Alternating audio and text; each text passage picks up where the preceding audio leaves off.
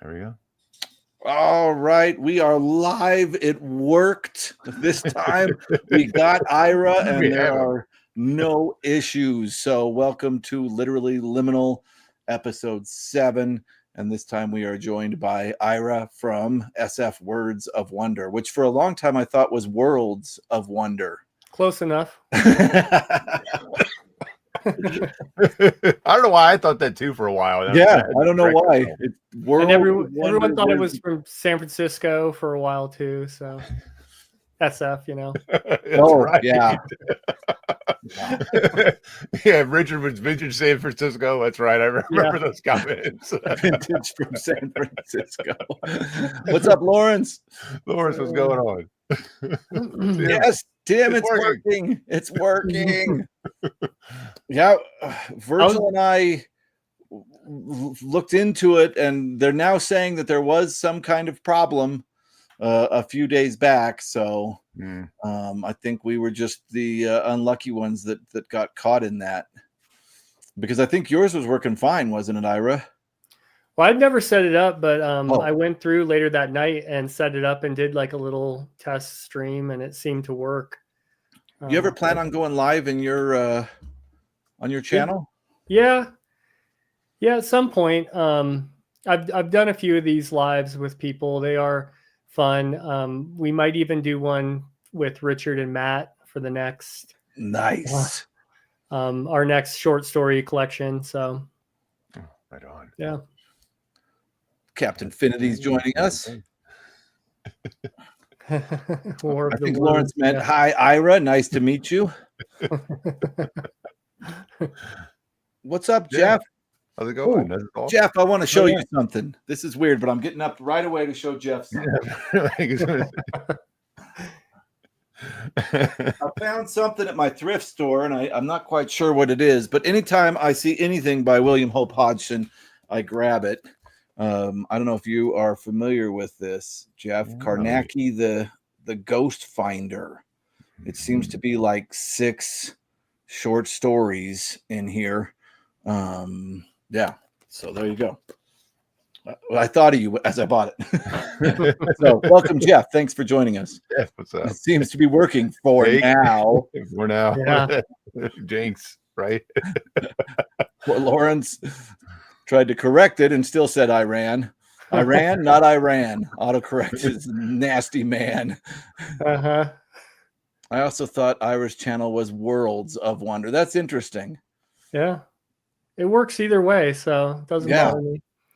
Yeah. How did you come up with the name for your channel? I don't know. You didn't agonize over it for weeks like I did? Well, I mean, I sort of did. I decided I was going to do a channel, and then it took me a while to actually like record the video. And then I had one that I was like, okay, I'll upload this. And then it's like, wait, we got to come up with the name. So me and my wife brainstormed a lot of things, and it was kind of like, you know, the old pulp magazines, science fiction magazines. It was kind of trying to kind of recreate that vibe in a way, you know, like amazing stories and stuff like that, you know. Oh, that's great. I like it. Yeah, it works. Wonderful. And then I didn't even realize it, but then people started calling me SF Wow, because and I was like, that's genius. You're like SF Wow. That's awesome. Yeah. So that's a nice way to abbreviate it. Yeah. That's a good acronym to have, right? Yeah, it could be worse. Oh, good. Those Karnak stories are cool. That's good. I'm glad. I'm gonna read them. I've got I think I have them in as a Nightshade leatherette. Wasn't it Karnak the Johnny Carson skit, or was that something like Karnak? Remember Karnacki? Sorry, I said it wrong. Karnacki. Oh, okay. Yeah, I don't know Karnak. I don't know. Oh man, Lawrence, those are fighting words, dude. You haven't seen all my shelves. Yeah. These are honestly just from IKEA. These Most are not. of mine are under glass. Yeah, you guys have actual cabinetry. Yeah, and that's actual like wood, right? So that's just the sci-fi corner. I like Virgil's setup when he did the tour. I mean, you never know what else is there. I'd never seen any other angle. And man, when you went around the room, you were an island in books. I love it. We had to do it, and I've literally, I'm almost to the point where like we do need to do something with some of these books. Some of these, and you're in like an interior room, right? So you don't have windows to damage. There's no window. There's the doors out are French doors, so if I leave that open, it's fine. But then I have children that stand in front of the doors. They're not even children anymore. They're like juniors and seniors and like graduates, and they're like, "Hey, what's going on?" I'm like, "I've been doing this forever. Why is it interesting?" Have I talked about the fact that the little double painted wall behind Virgil like freaked me out when he did that tour? So that wall right behind Virgil, I thought it was a corner going in. It's a corner that pops out. See?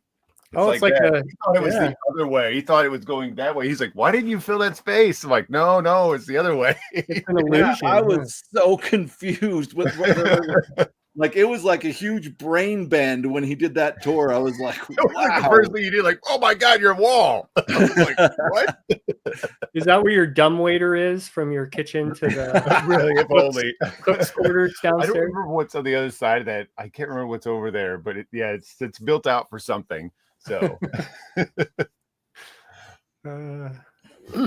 this confirms what we've all always believed. Virgil lives in a fun house. I would probably agree with that, honestly. There's probably like a room of mirrors and they're all wavy and stuff. Wavy. That's right. Sorry, Tim. It's right now. It's like this weird mind bend, Escher thing going on for people now. I never would have realized that was sticking out. Yeah, it was crazy. Oh, really? You didn't know either? It looked like, oh, wow. I think it's blowing everybody's mind right now. Yeah. Oh, he's frozen now. He broke. Yeah, well, Levi, I actually was going to put pictures of that wall. I actually had plans to do that. I'm telling you, Levi, that day he did the tour, if you watch it, he suddenly grabs the camera and stands up, and my brain just melted. And you guys know I'm into melting brain, so I enjoyed it thoroughly. All right, I think we got enough people. I'm sure many or most of you know Ira, but I'm super glad to have Ira on the channel. Ira and I have read a lot of books together that I feel like Ira remembers better than I do. We've read Samuel R. Delaney's Babel 17. Yep. The Hole in the Zero. Yep, The Hole in the Zero. By M.K. Joseph, I think, right? Yeah, M.K. Joseph. Yeah. That's not it though, right? Lord of Light. Oh, we totally did Lord of Light together. Yeah. Yeah. So yeah, I've done a ton of stuff with Ira. And as we get on in this video, we're gonna talk about maybe an upcoming another buddy read that we're gonna do. So one with Virgil. Yeah. All right, we're hoping to do one too. Yeah, we got plans for. Oh, that's. Do you guys already know what book you're doing? Yeah, I think so. Well, we can talk about it a little later. So okay, yeah, perfect. Yeah. But I just wanted to start, Ira. I'm going to steal the Richard Rempel technique from Vintage San Francisco here, and ask you kind of your origin story. What got you into reading, and what got you into starting a channel here on YouTube? Yeah, so for reading, I guess like I didn't like reading in school until I got some books that like gave me some sort of emotional reaction. So I liked Where the Red Fern Grows, The Outsiders. Yeah. And there might have been another one, but I realized like you could actually, cry because you're reading a book. It was, Red Fern Grows is the one if you want to cry. Oh yeah, big time.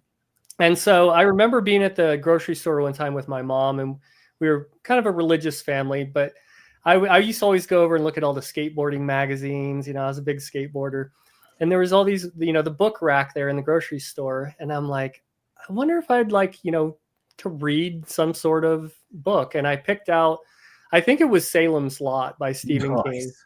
I took it up to my mom. She looks at it and she's like, no. no, you're not reading this. Take it back. We almost had another Stephen King start, but We Mom shut did, it down. but Mom saved us. Not a Stephen shut it King down. this time. Well, hold on. The story's not over. So I go back and I find Misery, and it's like, okay, there's not a demon on the cover of this. I take it to her and she looks at it and she reads the back and she's like, oh, this is about a writer and you want to be a writer, Ira? Okay, yeah, you can buy this one. And so I took that home. Than Salem's Lot. That was like one of the first books I ever read on my own. And so then from there on, I just started, picking up some Stephen King's. And then I kind of had a friend back in, this would be like middle school or high school, who was into some science fiction. He really loved Lord of the Rings, but he's the one that got me into Ender's Game. This was like the first like true science fiction book. Oh, nice. That I read, and this will come up a little bit later. And so I read through those and kind of liked science fiction, but still I that reaction, like imagine reading Misery if you've ever read that one, or So Misery was your first. Cujo was my first. What was yours, Virgil? First Stephen King that I remember reading, there was a novel. I read some of the short stories.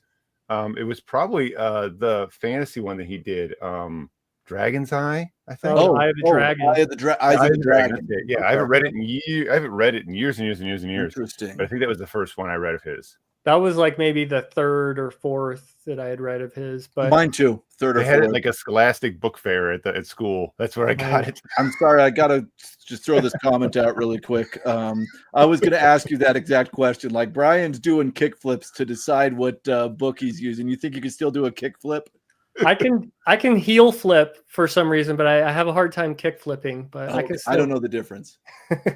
You just spin the board the other way. Oh, okay. Kick it out with your heel. There you go, Brian. He can do a heel flip. We'll have a flip competition on BookTube, the first ever. That could be a troll channel, like book flip off books. That's right. So then I just kind of kept getting into reading, and like I went through definitely periods of my time in my life where I hardly read much, in my late teens or early 20s and stuff. But then I always would come back to it, and always liked horror and science fiction. The more I found all these classic science fiction books, like when I was in my early 20s, then that's kind of been my thing. I've always tried to read a little bit of everything, but I always gravitate back towards like kind of science fiction and mostly the classic stuff. So why a channel? Well, so at the time this was during COVID, and I really wanted to read the Songs of Fire and Ice, or Ice and Fire, whatever it is. And I found a thread on some Reddit post where someone was just like, he's never going to finish it. Just read the first, read what's out. You'll love it. And I was like, fine, I don't care if he didn't finish it. I'm just going to read what's out. And those first 3 books were amazing. And it kind of got me into the fantasy book tube side of things. And I found all these channels that were discussing fantasy. And then when they were talking about science fiction, they were talking about like the 5 books that they talk about right. and nothing else. And I was like, man, there's so much else out there. And I kind of searched around a little bit, but I didn't think anybody was like doing content like this. And then as soon as I started a channel, YouTube started recommending stuff. I started finding other people and found out there was like this massive community of people doing this. And yeah, it's been great. When did you start your channel? What year? It was 2023 in like April. Okay. Because I remember watching you before I started my channel, but you were new, I think. Yeah, I'm just a little over 2 years. So yeah, I'm just a little under 2 years. And I think Virgil has a video. Didn't you have a video going back 7 years, Virgil, or 5? No, or? I don't have anything that old. No, the channel is only like technically 4 years old, I think, at most. But I think but the first year is like the podcast year we tried that. So really, I've been doing it about 3 years. Okay. Nice. How'd you choose your name? I don't know why I'm obsessed with YouTube names right now. Me? Jeff Jeff said, Jeff's Cave of Cool Books said it's really difficult to choose a name. And I agree. It's hard to choose a name for a YouTube channel. I chose my name quickly, which should be telling, because again, it was supposed to be with family. It was a thing. And she's like, what are we going to call it? I'm like, we'll talk about books. And when people ask us what we talk about, we'll say literally books. And she laughed. I'm like, that's it. That's the name. I'm like, sure, this is taken. And it wasn't. So I'm like, that's it. What's up, Dagon Studios? You're using literally correctly. Yeah, that's right. Right. Have you guys seen Dad Like Books channel? Yeah. I'm not sure I have. Really awesome. I've been enjoying your stuff a lot. I want to eventually get you on the show as well. He lives on the side of the lake. This is my imagination of it. I don't know how far he has to drive, but it feels like he just walks out on this deck and his dog's out there running around. He's got a really cool dog. And then he just sits by the side of the lake and talks about awesome books. If you haven't checked out his channel, you should. Great. New sci-fi booktuber that I think is going to kick a lot of ass. And he likes the older stuff, the weird stuff. So yeah, he'll fit right in with this bunch. Awesome. That sounds great. Yeah. Ooh, first Stephen King was It. That would be that'd be a chunk. And I've seen people like what's the best Stephen King book? It. Okay, I'm gonna read that first. And I'm like, please don't read it first. I think Carrie is the best place to start. It's short, it's awesome, and just a great place to start, especially for that length. Heck yeah. Ira. And finally, as is tradition, Chicken Jockey. Well done, Mr. Bandana Head. I don't know. Did Mr. Bandana Head start that? Is that the same person that started? I thought it was somebody else that started that. I don't think so, but it doesn't. But it's okay. Ira, this is a weird born by many tradition. The first time Virgil and I ever went live, the Minecraft movie had just come out, and for some odd reason we ended up talking about it because I took my kid to it, and somebody said Chicken Jockey, and now it is the tradition. Now you're going to get a comment every single time. Yeah, and we have been. There was one miss. I'm a lake boy with an Australian Shepherd, and yeah, like Ira said, all the weird ones are my fave. That's awesome. Thanks, gents. Yeah, I'm liking the icon too. The icon's great. We're starting to get questions here. Lawrence says, "What is the worst book you've ever read, and why is it The White Plague by Frank Herbert? Although it inspired Utopia best Brit science fiction series ever." Okay, I do like the beginning of that question. I've never read. What did he say? Frank Herbert's White Plague. White Plague. You know, I just recently read the back of that one because I picked up a copy. It sounds really interesting. Yeah, The White Plague. Isn't this written? No, it's written by just him. I don't know anything about this, but what is the worst book you've read so far, Ira? I mean, there was. I really didn't like Samuel R. Delaney's Einstein Intersection. Oh yeah. Mostly because it just didn't make sense to me. It felt like that splatter art where people just fling paint, and I just it looks like he just flung paint at the wall. But some people can see the beauty in that, I guess, you know. But really, probably the worst was Robert J. Sawyer, the Hominids trilogy. I did not like that, and I read all 3 books. I punished myself to get through that. I've never even heard of it. Yeah, Robert J. Sawyer is kind of a thriller science fiction writer. He's still alive. He's Canadian, and he's written some fairly popular stuff. And he's still writing and pumping out stuff. But just the whole premise of this one, it sounded interesting, but man, it was hard to get through. I've heard of Sawyer, but I've never read anything. Yeah, I've read 4 books from him now, and it's going to be a while till I go back to him. Probably there's one more that sounds good. I'll give him another shot because it's definitely like that thriller style, which I like those books every once in a while, like Michael Crichton or something, where you can just I mean, like almost read like 100 pages an hour. You're just like Oh, burning yeah. through these books, and it's fast paced, and every chapter leaves you wanting more. And like, it's that style of writing, but you get to the end of it and you're like, I just wasted a lot of time. Okay, so Harry Harrison did Death World, right? Oh yeah, they hated that one, Death World 2. More than, what is the one they always say? Bum cider? I think that some of them sort of liked Bum Cider. I don't think it was as bad as Death World, was it, guys? That's interesting. But Death World or Bum Cider? I don't even know if I'm saying that right. Is it really Bum Cider? Yeah. Richard makes a good point, as he is wont to do. Different Seasons is a great place to start for Stephen King if you've never read any King. Yeah. I think great novellas. I think it depends on the person too and what their reading style is. Because I mean, he's written like lately a lot of like kind of mysteries, or I don't know, detective noir stuff, and there's a lot of ways to get into him if you want. Yeah, I understand people's complaints about the 1,000-page books. Right. I've heard bad things about Rama too. Yeah. Yeah. Have you read Rendezvous with Rama? Just the first one. Yeah, me too. Yeah, that's I've not read them. Virgil? I've not. Okay. That's Clark, right? That's our Clark.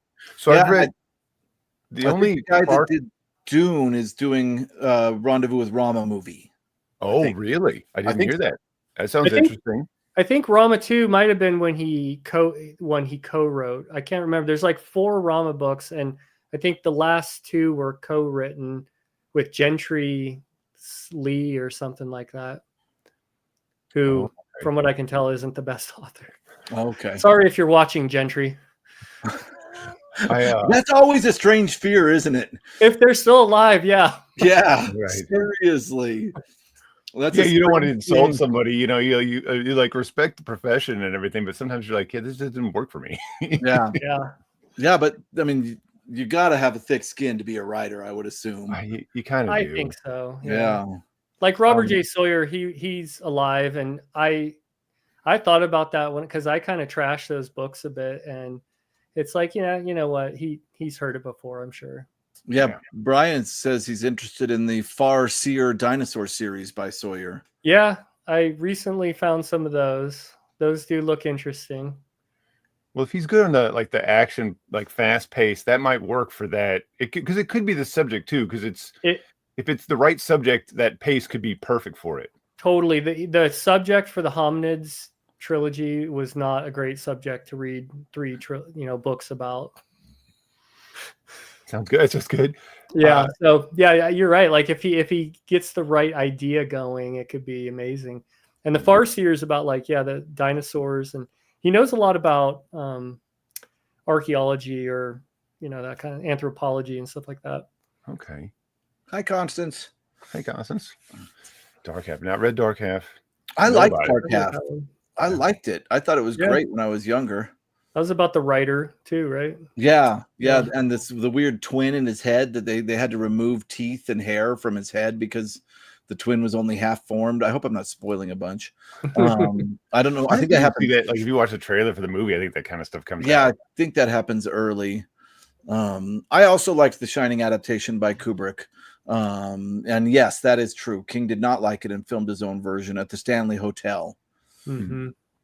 Bum Cider by C.C. McCap was just boring. Death World 2 was offensive. Okay, good. So it's Bum Cider's boring. Death World 2 is awful.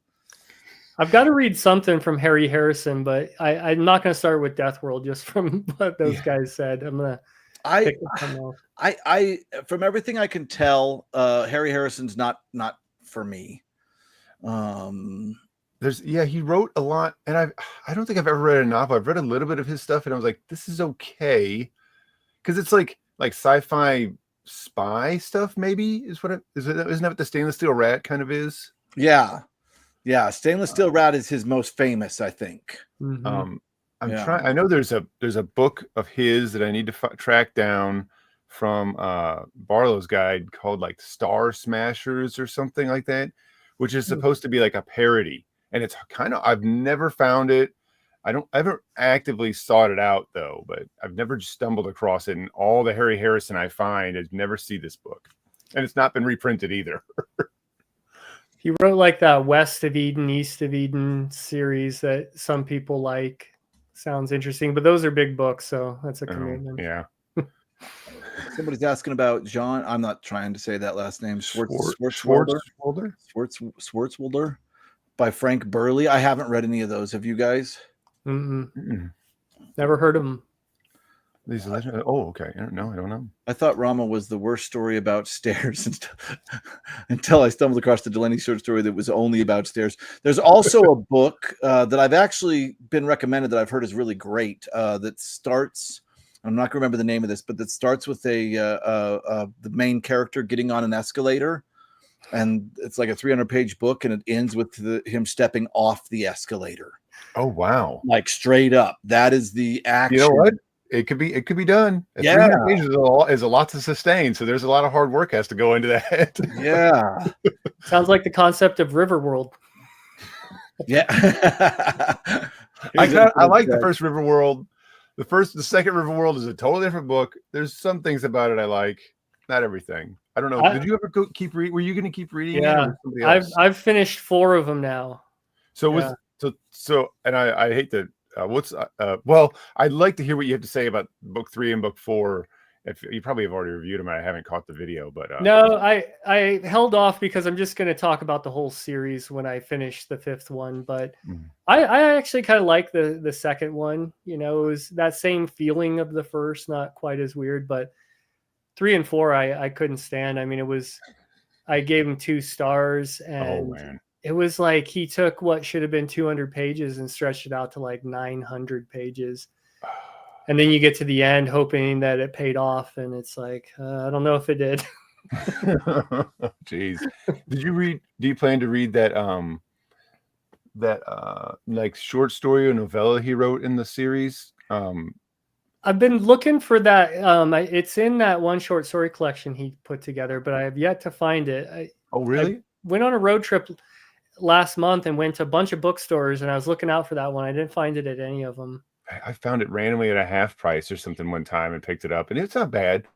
Yeah. Oh, pretty decent. I didn't get to anything else. There we go. I'm sorry. Yeah, you kind of cut out a little bit. What were you saying about that one? Oh, it didn't seem connected to anything else. Sorry. Okay. Infinite Text, which I'm assuming that's Andrea. Is that correct? Andrea. Infinite Text. I don't know if I've heard her say her name on her channel, but she met Sawyer at a signing. Oh, and then Vintage SF asks, "What's your favorite sci-fi movie, Ira?" That's a good question. I don't watch a ton of movies. I mean, when I was a kid, I went to the second Star Wars movie, Empire Strikes Back. Not like a huge fanboy of them or anything, but that was definitely like impactful seeing that at the theater. But yeah, I don't know. I guess I'll go with that. Empire Strikes Back. It was a good choice. It was a good movie. It was great, paced out really well. There was a recent one that I saw that I won't know the name of it, but it only had like 4 characters in it. It was only a few years old, and it totally reminded me of a vintage science fiction novel that someone had turned into a movie. Like the way it was paced, the weirdness of it, everything about it. I really like that one, but I won't remember the name of it. I'd have to like look it up or something. Oh, I hear you. Sci-fi movies are real hit or miss for me too. It really depends. Like I really enjoyed Solaris. But I feel like that's I don't know. I don't know if it's really fair to compare that movie to other sci-fi movies. So I don't know. Yeah, I haven't watched either Solaris yet. I've been dragging my feet to read the book, but as soon as I read the book here soon, I'm gonna probably watch both the movies. Mm-hmm. But I did actually like Roadside Picnic. That was a long, weird movie. Yes. I just watched that about like over this winter. Yeah, I finally watched that. Yeah, it's called Stalker, and it's weird. It's oh yeah. It's different than the book, and of course translating books to film is very difficult. So I have a tendency to forgive differences between books and movies. But I like both of those pieces of art, and I really kind of had to take them in separately. Yeah. To enjoy them. If you were open to Stalker, then you would probably find something you'd like in the original Solaris. Okay. Yeah. Yeah. Solaris. I talk about this every live stream. I'm trying to get the more recent book, the recent version. Translation. Yeah. Sorry, I was reading Captain Finity's. I don't know if I'm going to give it a bad review. You gotta don't write towards a bad review. Write towards a good review. Empire is the best Star Wars. I will die on that hill. That's a hill I think everybody would be on with you. I don't think you can die on that hill. Yeah, a good hill. Although I do love that first 20-30 minutes of Return of the Jedi. That's really good. 20 whatever it is, that whole well, it's weird. Part. Virgil, and I don't know how old you are, Ira, but Virgil and I are the same age. I feel like Return of the Jedi was the one that was the first one I remember going to. That was kind of the one that was aimed at my generation. Like my brother came out of Return of the Jedi. I can't believe we're talking about Star Wars. Absolutely livid. And I was like, I love the Rancor. And my mom bought me this Rancor. Yeah, it was so cool. The toys from Star Wars. Oh, I had the C-3PO case that held all the action. Yes. Yeah, no, we had because it all came down to me through three brothers. And we were moving from Utah, and I don't know why I did this, but who knows why kids do the shit they do. I was 10 years old. We were moving from Utah to New Mexico, and I went out in the sandbox, and I got like a big boy shovel, and I dug the biggest hole that I could find and dumped every Star Wars toy we had in that hole and buried it. And then we moved away, and I have no idea why I did that, but I went to show my daughter the house that I grew up in Utah later, and the guy came out, and I told him that I buried it. He's like, dude, we dug all those up. And I went in the house, and he had them all in this case, all these Star Wars toys that he dug up in the backyard. He had in a case. It was so awesome. Cool. It was that crazy. Is awesome. What? It was like that big sand pit swallowed them all, right? That's right. Oh, kids are weird. I don't know. I can't get back into my head why you would do that. Yeah. Why I did that. I mean, and I cling to them. I took all my G.I. Joes and Transformers. I don't know why Star Wars, and I didn't dislike them. I freaking loved my Star Wars. It was a strange thing. I am sorry, Ryan. I don't know. I saw a YouTuber I heard about it in college, and I saw a YouTuber talking about it recently. And I will try to find out and talk about it on my channel, because I just can't remember. Ira mentioned being raised in a faith household. Has his reading preferences been impacted by that? Yeah, definitely, because I kind of sought out what I wasn't supposed to read. I was one of those kids, I didn't like anyone telling me what I could do. So it kind of pushed me into the deep end a little bit. But then after that was probably like my early years. And then after that, it was just probably preference, but I think I still like kind of getting a emotional reaction sometimes from a book. And sometimes you have to go to the darker places for an easy one anyways. But yeah, good question. Return of the Jedi is lazy retcon. No way Luke and Leia are related unless you like kissing twins in Empire. Yeah, I'm telling you. And I don't know how old you are, Captain Finity, but it's weird because I don't really care about Star Wars. But there's a nostalgia there. Like I was looking through pictures. We have are all three of you participating in the writing a story for the oh good, okay, hopefully. Oh, We are. I still got some writing to do. I'm almost done with mine. I'm super close. Yeah, I've gotten to the end, and I put like something out in the Discord today so that I had, it's like, hey, look, there is some stuff here. Oh, And then I've got like it's more than a skeleton in the back half. let me just finish so that everybody knows what we're talking about. Jake came up with an idea that he thought was my idea, and he's wrong, to have all of us booktubers write a story. And so we're making an anthology. That's what we're talking about writing. How's yours going, Ira? I have like the idea. That's the easy part for me. I've had a ton of ideas, but just actually writing it and being happy with it is where I usually fall short. Yeah. Actually letting it out. Yeah. Into the world. Yeah, I think I went through 4 or 5 iterations before I landed on what I ended up with. Like my original concept is like almost not even there anymore. Yeah. Yeah, writing's tough. Yard. I like that in a yard a long time ago. Right. Sorry, I'm catching up.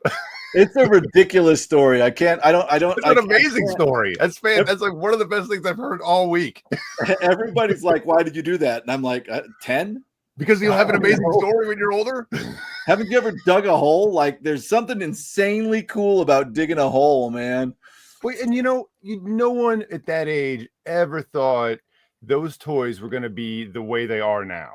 Mm-hmm. Like, you know what I mean? No one thought about that, especially as a kid. You didn't think about it. I know, and I was the type of kid, I would save the little UPCs and mail them off and get the limited edition figures that if you have those in their packaging, I mean, they're worth a lot of money. Yeah. But I played with them all. I took them out into the yard and beat them up.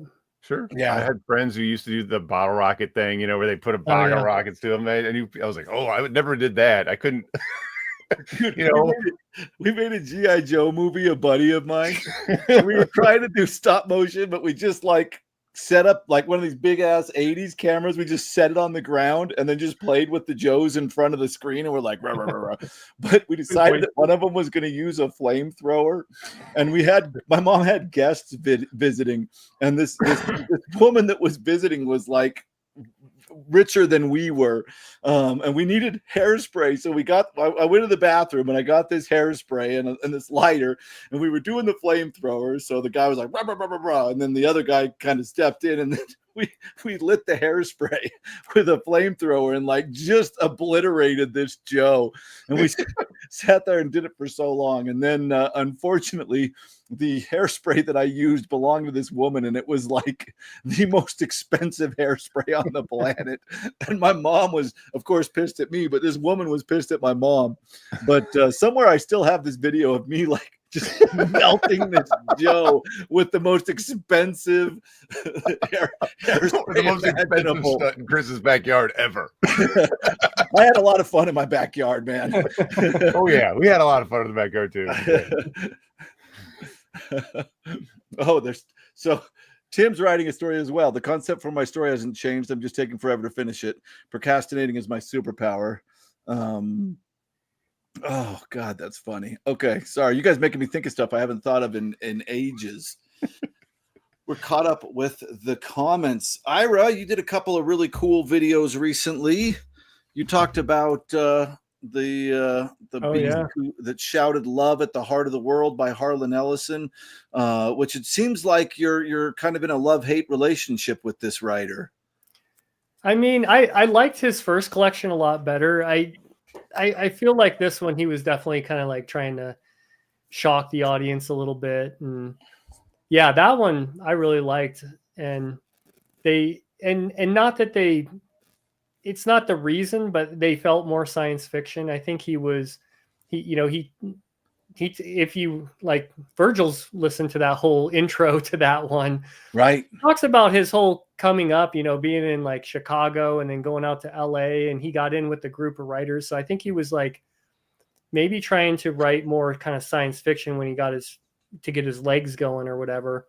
But then when he kind of like gets into what he really wanted to do, it's never really been my favorite kind of stories, I guess. But I can respect him as a amazing author and all that, you know. He'll get a reaction out of you if you want. Yeah. Reaction. It's funny because it's, to me, it's like this will make sense to like maybe one human being on the planet, but there's a band called the Swans, and Harlon Ellison stories remind me of songs by the Swans, and that I have to like take a break afterwards. Yeah. Like I read a Harlon Ellison story and then I just need a minute. Although he does write some comedic stories, like you said in your review. Yeah. He has some that are lighthearted. But you're right, when he'll kick you when you're down. And I think he is great at like commentary and introductions. And that Alice in Wonderland, the copy I read, and I listened to most of it, but there was an introduction to every story, and that I thought gave me so much more kind of context to what he was trying to do. Mm-hmm. He would give you hints of the allegory he was going for, and all that. And the collection I just read, I mean, there was a tiniest little intro and then no introductions for each story at all. You were just kind of like thrown in. And you definitely need to pace him out a little bit. Yeah.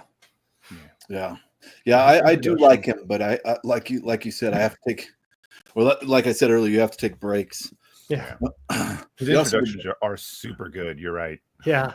So, you know, it's funny because my favorite part of Dangerous Visions, the part that I read before I gave up, was Ellison's introduction to each of the stories. Yeah, it's so good. And in that Alice in Wonderland, like it's 6 hours of him just talking about all sorts of things. He like gathered essays and articles that he had written throughout the year. He wrote new content each time a new edition came out, and he is an amazing storyteller. Like he was telling stories about when Philip Jose Farmer got kind of screwed out of that book deal, you know. Oh yeah, with that's all around the River World. Yeah. And grabbing that editor by the shirt collar, and because I mean, he can tell some stories, and he was like living in the midst of everything that was happening, and that information that he had in his head, it's priceless, you know. No one was going to write this stuff down or talk about it except Harlon. He's talking about authors, you know, cheating on their wives with other authors. I mean, everything. Yeah, he had like he had no filter. He'll just start talking about it. He just would. He just like, I'm just gonna, and then he would say something like, what's his name from Scientology? He's like, he can sue me if he wants, because like Harlon is notoriously litigious himself, you know. So he's like, yeah, let's go ahead. He's like, he knows I'm not lying, so he has nothing to stand on. Yeah, very good salesman, definitely. Lawrence, that's a great way to put that. Straight up, Ellison was the best salesman science fiction ever had.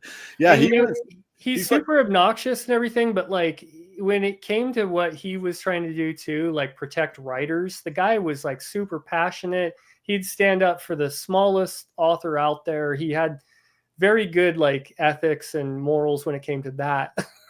Yeah, all the other stuff maybe not so much. Yeah, so I haven't read it yet, but I grabbed Dangerous Visions 3, or the final Dangerous Visions, which just came out. And a lot of people are unhappy with what was in there, but apparently the editor of the book was really good friends with Harlon Ellison, and apparently the introduction to that book has really is a beautiful but kind of sad discussion of Ellison and what I haven't read it yet. I got to read it. It sounds wonderful. Yeah, someone who I think struggled, like was a big personality and people loved, but also had a tendency. His personality also pushed a lot of people away at the same time. Yep, totally. And he was self-aware. He's like, I'm a hard person to be around. I mean, he had like 3 wives, and there was only so many people that could stand being around him for too long a period of time. I mean, he was a character. Lawrence, I was going to bring this up. His story about getting into a fight with Frank Sinatra or Frank Sinatra's bodyguards, I can't remember which, is hilarious. I don't know if I've heard that one yet. Like, I do want to check out a lot of his just straight up, essay collections he's done. I know Pyramid Books put out a bunch of them. I think think I only have one, Purgatory from Hell or something like that. But and then he just wrote stuff, like the Glass Teat is all about the TV industry and the state of it, and he was into all that kind of stuff, and he loved to write. Yeah. Great comment, Goblin. Yeah. Yes. Yeah. I don't know the comics. I do not know the original Star Wars comics. They always interested me, but I felt like I was too late to the game to start them. That's how I just, which is unfortunate. Another good comic. Richard's thing the best. Thank you, Richard. Oh, right on, Richard. Look, Richard's always got those facts. Yeah, seriously. I've always heard good things about it. I actually picked up a recent publication, but the old G.I. Joe comics are supposed to be absolutely amazing. They were supposed to be like Larry Hama. I mean, it sounds crazy. It's like G.I. Joe, but it really is supposed to be so good. Mike did a video of why he stopped reading everything people sent to him. Mike's book reviews. Oh yeah, he did a video where he's like, somebody sent me like a shitload of G.I. Joe comics, and we're like, this is the greatest thing you'll ever read. And he's like, I was sitting there reading G.I. Joe comics like I was like 13 again. I don't think he liked them as much. Fair enough. I've just heard very good things from comic book guys, kind of like comic book channels that talk about right. them. Yeah. I remember the cartoons, of course. Oh yeah, they're free on YouTube. Yeah. Well, and it's funny because also the entire series. I think everything's I don't know about the movies, but the original series is. Wow. Yeah, Levi, this is on YouTube where he's got getting interviewed by this lady, I think over in England, and he tells a story to her because she she's from England, and she's like, I hear you have a gun, kind of, and he's like, well, yeah, I need it, and he tells this whole story about he sees some like a sniper glint, off on the hill, and then I've seen this, I think. Yeah, and then he sneaks up on the guy and disarms him and calls the cops on him and everything. And he also has a story. He was in Billings, Montana, and you got to take everything he says with a grain of salt. Right. He can take a little thing and balloon it up, so you kind of have to. But anyways, he was in Billings, Montana, like probably in the 70s or 80s or something. And he went to their college there. They have a very small college. And he was doing some sort of speaking event that he was traveling around the country for. And some cowboy broke out a gun and shot right past his head while he was up on stage. And he claims he just sat there and kept going. It didn't faze him. Wow. I looked for something to back that up or find some news article about that, but right. Might be lost. I never watched Babylon 5, and apparently I need to watch it. I've never watched it. I've heard good things about it. I've watched Battlestar Galactica, all the Star Wars. Or I mean, Star Trek ones. I don't think I've watched the original ones, but I watched Deep Space Nine and Voyager and Next Generation. Yeah, Battlestar Galactica was a big deal in our house because it's based on the Book of Mormon. When I'm talking about the first Battlestar Galactica, the 80s, 70s, 80s one. Okay. Yeah, that original series is a science fiction retelling of the Book of Mormon. So it was a big deal in Utah. I've heard of American Flag, but I've never read it. You know what, Tim? It's crazy. Like people back up the Sinatra fight. Like there are people there that are saying yeah, that's exactly how it went down. So I think that he might stretch the truth a little bit, and there is a little bit of that, him trying to impress, absolutely. But he's kind of the punk rocker of science fiction. Yeah.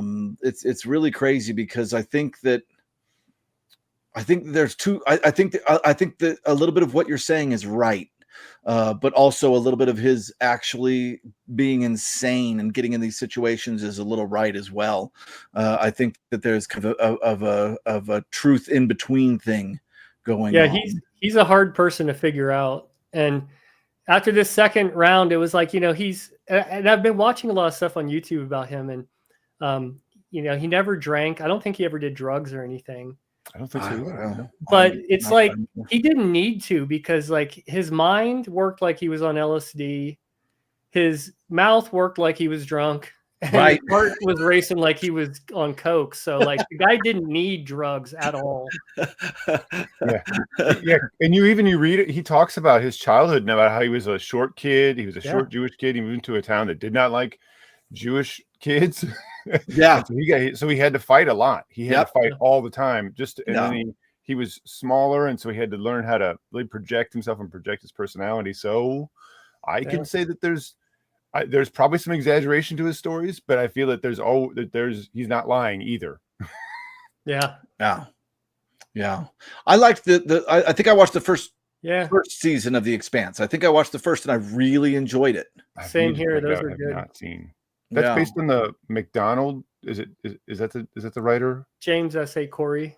Oh, Corey. I'm thinking of somebody else. What am I thinking of? I'm thinking of some other sci-fi series. Yeah, and that's actually two authors. It's a pen name for those. Oh, okay. Ty Abraham, or I forget. I read all the books and then watched. I think we made it through the first 3 seasons, and my wife started kind of faltering on it, and I don't even know how many are out. But yeah, I agree. Those first 3 seasons were really good. Yeah, I remember the first one. I really enjoyed the first one. The problem that I have is I watch a show and I like it, and then I wait for more to come out, and then I forget about it, and then I move on, and then I never go back because. And this is nobody's fault. It takes a while to make a season, but I just I lose interest. That's why I like to read before I watch usually, and I like all of it to be done. So that's why I had such a hard time starting the Game of Thrones books. I'd been wanting to start reading those for like decades, and I always put it off because I was like, you know, I want him to finish the series. And then he started coming out with the TV show, or they started and based on his script. So I'm like, and there's spoilers going around everywhere. And I swear I started reading those books without a single spoiler. And if you get a chance to do that, read the first 3 books. If you don't know anything about those, they're so good. Yeah. I don't like watching shows that are more than 20 to 30 eps.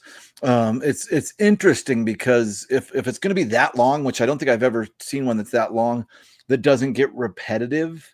Like Star Trek.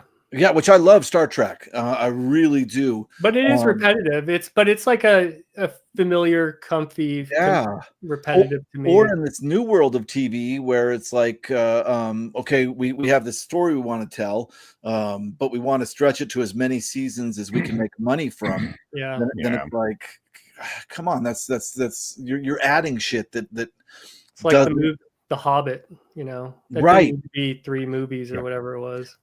I like those movies. Give it to me in the comments, guys. Give it to me. I'll take it.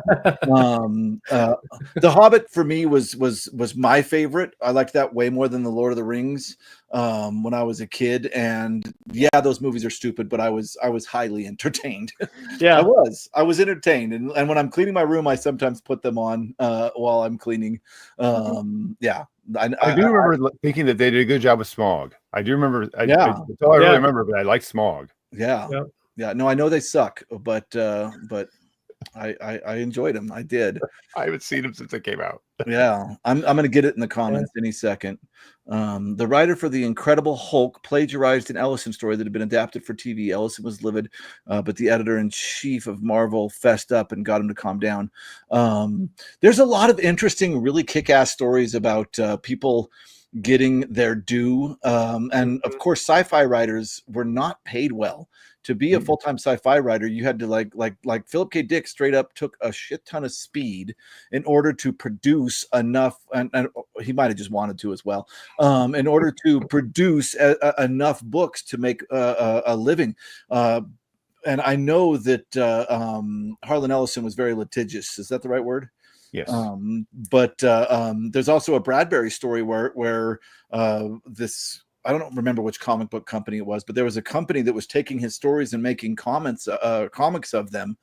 And Bradbury found out about this and just wrote him a letter and said, "Oh, seems like you guys forgot to send me my check for these stories. And they were like, we did, and sent it, because they didn't want to mess around. You know what I mean? It's interesting.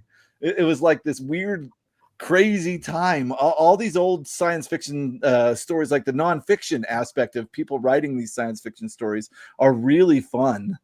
Yeah, they were getting paid like a penny a word, you know, so they were cranking out short stories and just so they could go eat and pay rent that week and stuff. Like, yeah, it's crazy. Yeah. Who made a video about Sand Kings recently? Or maybe it was on a live show. I saw somebody talking about, if you like, it was somebody talking about horror and science fiction. If you like the idea of sci-fi horror, apparently Sand Kings by George R.R. Martin is absolutely incredible. Yeah, I've heard really good things about that one. I put an ad in to our local like Craigslist, like, hey, if you guys got any science fiction books or something, be careful if you want to do this. But this guy reached out to me and gave me, or I paid a small price for like 3 decades of this Omni magazine. Oh, nice. And that Sand Kings was first published in that. Wow. And so I was definitely going to check that out. I'm interested. Now I have like stacks and stacks of these Omni magazines that I'm not sure what to do with. I'm interested in the story. Be careful when you do that. What's that? When you said be careful when you do that. You said I reached out on Craigslist. Be careful when you do that. Oh, yeah. Craigslist always feels like a drug deal in a parking lot to me. It's so strange. Like, you got the goods? Yeah, I got the money. The Omni. Well, the funny thing is, ATM because they won't take cards. Well, the funny thing is, it was pretty easy getting responses from the guys that responded, because the first guy, he's typed something like, I'm not good at email. Can you call me? You know? And so I was like, okay, this is the kind of guy I'm looking for that has like a stash of science fiction. You know? Yeah. He just wants to unload. Yeah. I'm sorry, Jake. I'm sorry. It was just, I liked it. I had fun. This is the truth. And I've talked about this on the channel before. I'm very easy on movies. I'm very hard on books. I'm very easy on movies. It's it's a different experience. Yeah. Sure. Yeah. You know, talking about plagiarizing stuff, though, it's really hard because there was so much written and so many short stories in dozens of magazines. I've had this idea in my head for a story for a long time, and I just read a short story by Frederick Pohl that's basically the exact same thing. And if I would have wrote that, someone would have said, like, you plagiarized that from Frederick Pohl. Right. Yeah. So it's tough. I mean, there's been so many ideas thrown out there. Yeah, it's tough. I think that it's still valid, a story, even if the core concept is the same, as if you're doing something different with it. You know, you don't have to change much. You know, I don't know. I mean, yeah, you have to. I think with science fiction, you have to be kind of forgiving because, you know, I don't know. I would hate to see everybody get stifled by like, well, somebody's done it, can't do it. Yeah, it's like we'll do it again. Maybe offer something new. You know, so I don't know. I've read stories about authors like blowing it off and saying, no, they probably didn't read it or whatever, you know, or it's different enough. And then you get people who are like, here's a cease and desist, you know. So like, just depends on who thinks you stole from them. I guess it really depends, because sometimes it's obvious that somebody did do it. And then other times it's just like, I think you're just drawing conclusions to get clout or something. Like there was, let me jump in here really quick, Virgil, before you give your reference. A Song for Laia, are you talking about George R.R. Martin, Psychonaut 59? That's not Ellison, right? That's got to be Martin. And I'm wondering if I've read it. Is it the story of the young girl that starts riding dragons? That doesn't sound familiar to me. Okay. You'll have to let us know who you're talking about, Psychonaut 59. Go ahead, Virgil. I'm so sorry. Well, I don't remember what I was saying. You were talking about examples of when somebody really ripped something off versus... Oh, well, the one that comes to mind from a few years ago was when people were saying that that The Witcher was a ripoff of Elric. And I'm like, no, it's not at all. I mean, it was just like, there's a couple similarities, but like the story is different. It's not the same character. Absolutely thought of The Witcher when I was reading Elric recently. And that's okay because it's of the a similar because energy, of but it's a totally the different story. potions, the white, the white hair. But yeah, other than that, because it's interesting. I've read all the Witchers, and I really, and the reason I read them is because somebody told me they were based on fairy tales. The first set of short stories is. Yeah, and I really enjoyed those. I did too, and they're like detective stories. They're like mysteries, really. You know, so that's why I don't feel that there's a lot of similarities. They were good. It was EC Comics that plagiarized Bradbury. Thank you, Ryan. Oh, yeah, that makes sense. Yeah. Once sold a PSP on Craigslist, the buyer actually snuck up on me in the parking lot and asked, "You got the stuff?" Most awkward transaction of my life. That would be great. Yeah, that's the fun of Craigslist. Yeah, it's an exciting thing. I think Jake's gonna start getting pissed at us if we don't have our stuff in pretty soon. So I'm almost there, Jake. I'm getting close. Yeah, I'm need to do some fitting. Oh, that's interesting. That's interesting, Goblin. The Witcher was written directly after the author had completed the Polish translation of Elric. I could see where I could see where he's inspired, and I could see where that would make it a controversy. But yeah, it's not. Yeah. But he does a different arc, and I think that the writer of the Witcher series seems a pretty respectful writer, anyways, in my opinion. Give me just 1 second, Virgil, to talk about that. You're good. Of course, published a Dream. Oh, the Dream Corridor. That's the book or the short story by Ellison, right? I am so sorry. That sounds familiar. Powder Keg, is that the one that Ellison wrote? That was in Alice in Wonderland, I think. That's the one I told Chris that he should read. Oh, okay. Because I don't know if it's the one where those two guys go into this like battle. Oh no, maybe that's the Silver Corridor. I might be wrong there. I'd like to see the illustrated edition of I Have No Mouth, though. That sounds cool. I know that Ellison wrote a story and had it turned into a comic book, and I have that. 7 Against Chaos. It was not anything else, and then I have the comic book version of his original script for that Star Trek episode, which is really good. Where they go back in time. Aldous Huxley denied copying We, which is one that Richard just covered on his channel, Vintage SF, Vintage San Francisco. I got to get rid of that out of my head. Whoever said that, that's hilarious. But Orwell said he did. A ripoff is when you basically copy scene by scene as Terminator did. The studio paid, but the director denied. Yeah, I've heard this story too, that Huxley denied or said he never read We. But Orwell was inspired by it and never hid it or anything. But I think they're all three very different books with different points, kind of.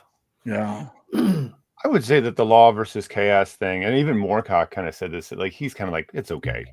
Yeah, that's kind of the guy that got so pervaded into the mystique of like fantasy anyways, that it's like, it's kind of everywhere. Like D&D picked that up and then used it. Oh, I just lost the light. And everything. And after that, it was just like, well, that's just how it went. So I wouldn't put too much pressure on somebody if they use Law versus Chaos stuff anymore. It was a really good, but it comes from Moorcock for sure. I also just want to say that those fairy tale kind of retellings that he did in those first stuff was great. It was amazing. I really enjoyed them. I really did. I was glad. I was not surprised you read them and liked them. Plagiarism is very common. Awesome. Yeah, I think I read the first Witcher. It's like episodic. It's kind of like almost like little short stories, right? He has these like encounters. Mm-hmm. Yeah, very good. It's very common. That's the win of the night right there, Levi and Matthew. They both said I plagiarized this, very common, but Matthew said it after Levi. So I'm How are we interested getting too. back on Tim is like it's because we're all reading the Elric right now that Yeah. Tim is So which Powell Anderson did he start with? I didn't know that he did that. the I knew Broken that Sword. Moorcock made a big deal out of it. Was Yeah. it the Broken Sword? Yeah, that's the one that Cool. Moorcock at the beginning of Elric is like, Broken Sword, I think, inspired him to write Elric. Oh, interesting. Did not know. Yeah, I feel like Lawrence that that there are a bunch of Tolkien copycats. I don't think Moorcock fits into that. I don't think Robert E. Howard. Oh no, Robert E. Howard's writing before Tolkien. Never mind. Well, I feel like there's a separation there. It doesn't feel like Tolkien fantasy to me. I don't know that Moorcock has read Lord of the Rings. He has that very infamous essay, Epic Pooh, which is about as in Winnie the Pooh. Huh? And that's all about like a critique of that fantasy, but I'm not certain that he's read it. It's a very noted essay that Moorcock wrote, kind of like lancing traditional fantasy. Yeah, yeah. Oh, here we go. Moorcock wrote a book that I forgot. I read as a teen. I thought it was a nightmare I had. I recently read The Black Quarter and discovered that I had read it. That's awesome. 3 Hearts and 3 Lions was literally about a war between law and chaos. That's the only Anderson fantasy I've read. Yeah, I read that one. That was good. I guess I just didn't remember that aspect, or I didn't realize that it came first. Ira, you don't read a lot of fantasy, or do you like fantasy? I can't remember. A little bit. I've read a bit of it, but I want to read some of the old classics a little bit instead of the big modern giant 1,000-page. I have read a few of those, but and they're good, but I do want to like that Valentine adult fantasy series. I want to read through some of those. Yeah. Yeah. Well, it's crazy because like a lot of them cross over into my area of study, which is fairy and folk tales. You get oh, now I can't think of his name. I got Michael McDowell stuck in my head. George MacDonald.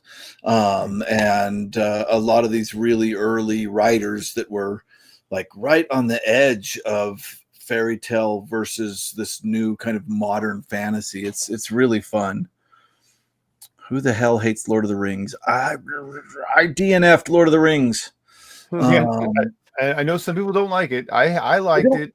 I don't know how much nostalgia is there, but I do like it. And I think my problem is I wish people would stop trying to copy it. It's like it's already been done. It's like if somebody kept trying to write Dune over and over again. Agreed, Cody. Give me just 1 second, guys. Okay. Do you have any fantasy writers that you had in mind that are interesting to you, or any fantasy books that you think are interesting? Well, I definitely want to read The Broken Sword by Poul Anderson. I'm looking at my shelf over here. A. Annotatio, or I don't know how to pronounce his name exactly. Oh, okay. I think he kind of merges into fantasy a little bit. And then there's a couple that like Voyage to Arcturus. I know that's kind of like a fantasy science fiction sort of. Virgil did that one recently, and I plan to do it eventually as well. It's good. It gets very trippy. It is good. It's totally good, but prepare yourself for a book that's just going to do lots of crazy stuff. Dying Earth. Yeah. It's good. I agree with that. My only problem with that is that so many times it gets sold as science fiction, and it's like this is like not science fiction at all, hardly. Like it's got like a tiny little sliver of it. It's just the premise that the Earth is dying, really. Yeah.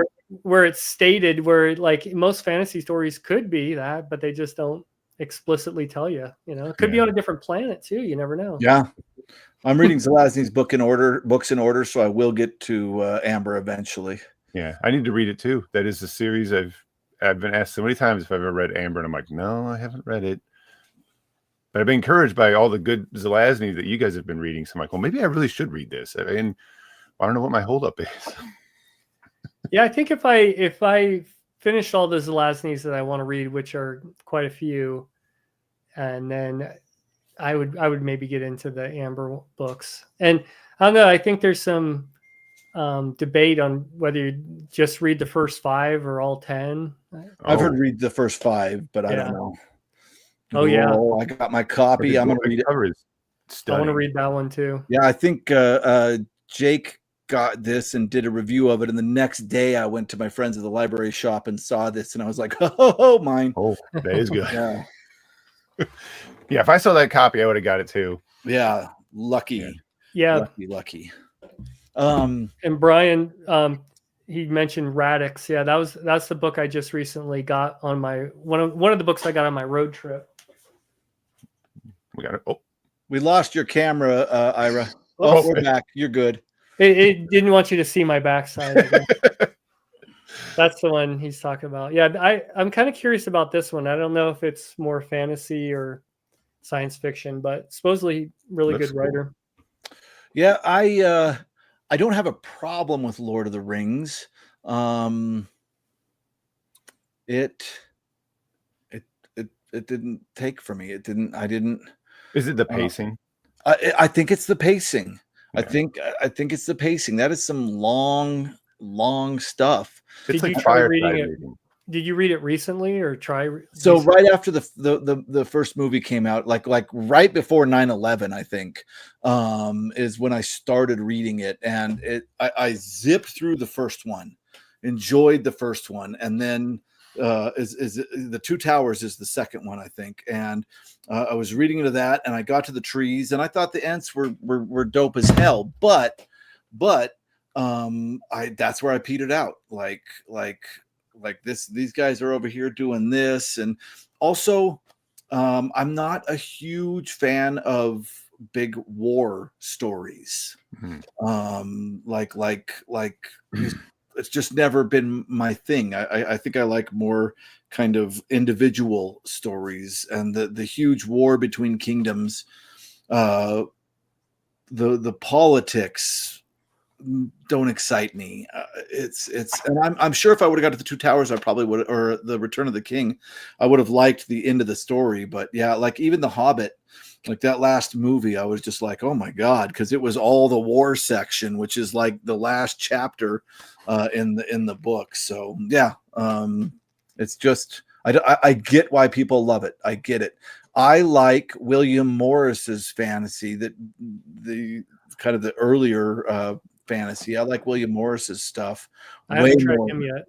Yeah, William Morris is fantastic, and I just, that's more up my alley than Lord of the Rings was, and I don't think I don't think that Lord of the Rings does connect to fairy tales and mythology as well. No, mythology definitely, it absolutely connects. In fact, of course, you know, the One Ring and all that, the slaying of the dragon and getting the cup was straight from the end of, not Gilgamesh, Beowulf. There's a ton that he took from mythology, but I didn't get the fairy tale aspects of it as much. Although you could say the elves and stuff. Yeah, I don't know why. It just that one didn't excite me as much. It just didn't. And maybe I need to give it a reread.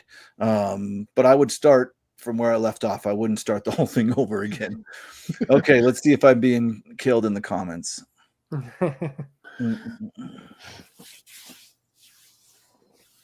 I think Bookpilled is not a huge fan of the Lord of the Rings, if I remember correctly. If you could handle Book of the New Sun, then you can handle anything. Maybe you need to do it as a buddy read then, right? That's right. Yep. The trees need longer descriptions. Read Lord of the Rings. Oh, reread. Maybe that's what's that supposed to be. Over a weekend when I was 18, couldn't drop it. Atanasio has a knack for convincingly portraying an ineffable metaphysical strangeness. Ooh, I don't know that writer. That's the one that Ira was just talking about. That's this one here. Oh, I see. Okay. Oh, that's right. I do remember Tim's. thing on Lord of the, I forgot that. Yeah, Yeah, it was was he saying that there wasn't enough sex in Lord of the Rings or something? And then just Tim's romancing, and I was like, what? Like, what a weird take. He's like, all these guys. I'm like, yeah. Anyway, I could at one point I could kind of see what he's saying, but I thought Tim's take was a lot better. Like, kind of like, really? Oh, interesting. That writer that you held up the Radix from did a retelling of the Arthurian stories. You know who you might read, who I always like to recommend for people who like older fantasy. It's a young adult series, but you probably know it is the like the Black Cauldron books. That's the second book. Yeah, Lloyd Alexander. Those are really great. Those are they're young adult, but they are honestly super good. Nice, yeah. Yeah. Who wrote those? Do you know? Lloyd Alexander. Okay. So they're marketed as young adult, but kind of in a similar way to like kind of like the Harry Potter books. I guess you could say, like, it gets, as it goes on, the story evolves and it becomes more mature, and it really works. Also, the darkest Disney movie ever made. Yeah, I remember Black the Cauldron movie or show or whatever it was. The movie was like a smashing together the first two books, right? But it's based on, is it Welsh myth, I believe? Somebody can correct me. But based a lot of Welsh myth. It's good. Very lovable characters. You get really invested. Kind of a forgotten writer, I feel. Ooh. Nice. Good recommendation. Yeah, I got so many good recommendations in that one Neil Gaiman video I did. People were like, I was like, wow. I think I don't know how many books I bought, but I bought so many books based off of this list. I'm like, oh my gosh, there's so much good stuff in here. Here's the original Chicken Jockey. There we go. The OG Chicken Jockey. We haven't seen you in a while. He's here. He made it. I recognize that picture. Off topic, I live in Thailand. Only 3 science fiction books ever produced. So weird, not big reading. There's 3 Thai science fiction books. Are they any good? That's interesting. I love Japanese literature. And there's some really good science fiction that we never get to read. Yeah, it always makes me so curious about like sci-fi and fantasy from other countries. Yeah, you know, from other cultures, basically. I think it's fascinating. There was a channel. He doesn't make content much anymore, but he would translate like wuxia and zashi. I can't pronounce it, but it's like essentially Chinese like martial arts fantasy and like just straight fantasy. And he had so much good stuff to talk about, like the different, like the way those things work.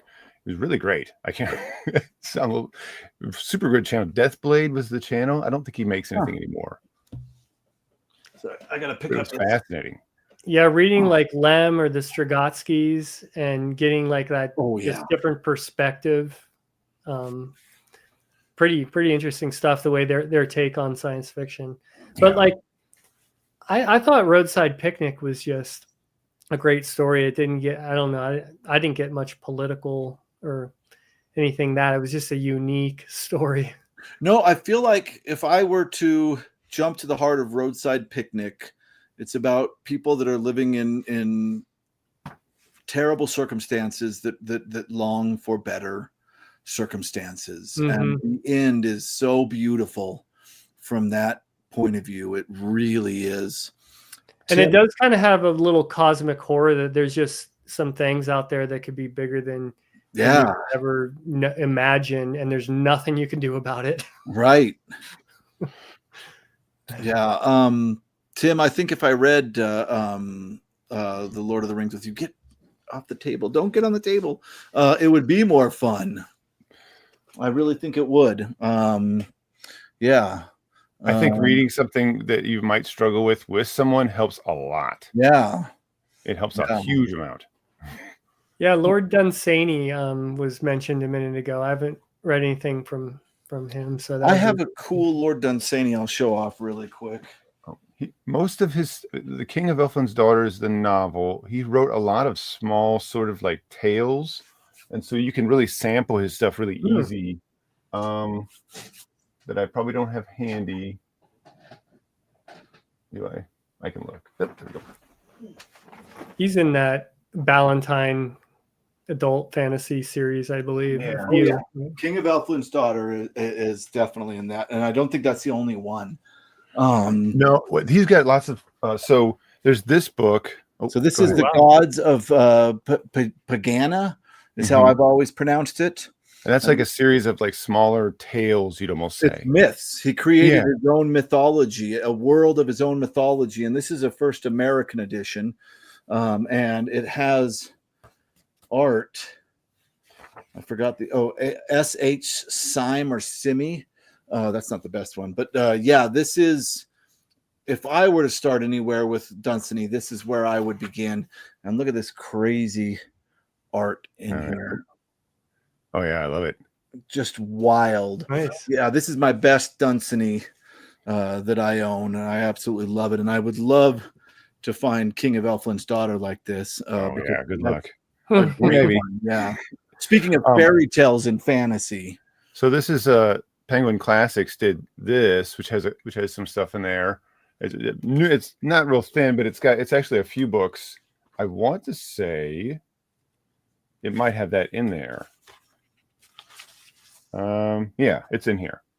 That book that you just held, of course, is in here with a couple other ones. Yeah, so you can. So it's something. This is probably affordable. I think they sell just that little book as like a really slim paperback for like $2 or $3, like $5 or $6 or something like that. If you could probably find it if you search around. I don't know how easily you would find it. This is interesting. Nightshade Holloway has said he saw Harlon Ellison a bunch of times at conventions, and he says Ellison told him, become a plumber, because anyone who tells you that you can make a living being a writer is fucking with your head. Book Pilled liked the Ents. I liked the Ents too. I love the idea of the Ents, but getting through that section, it was slow. Amazing. Yeah. I bet Stephen King would disagree. He seems to be doing pretty well. I don't know what that's a response about the writers not making money. Yeah. Oh, yeah, that's true.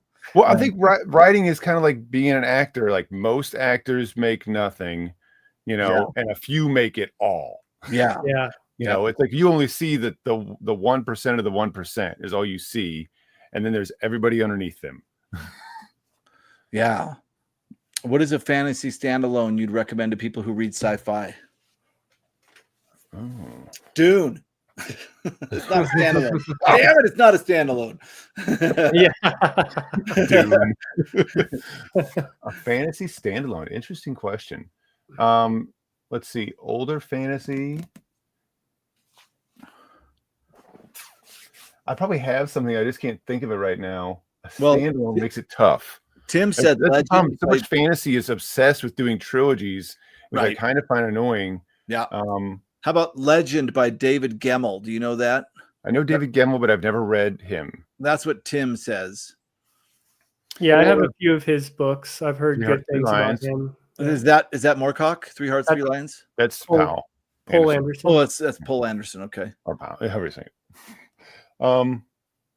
Knight's Master is pretty good if you like fairy tale myth stuff.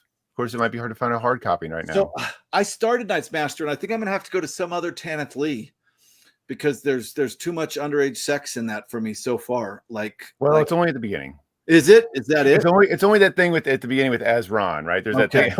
I was like, only at the beginning. No, that was a little rough. I didn't like that either. But it doesn't.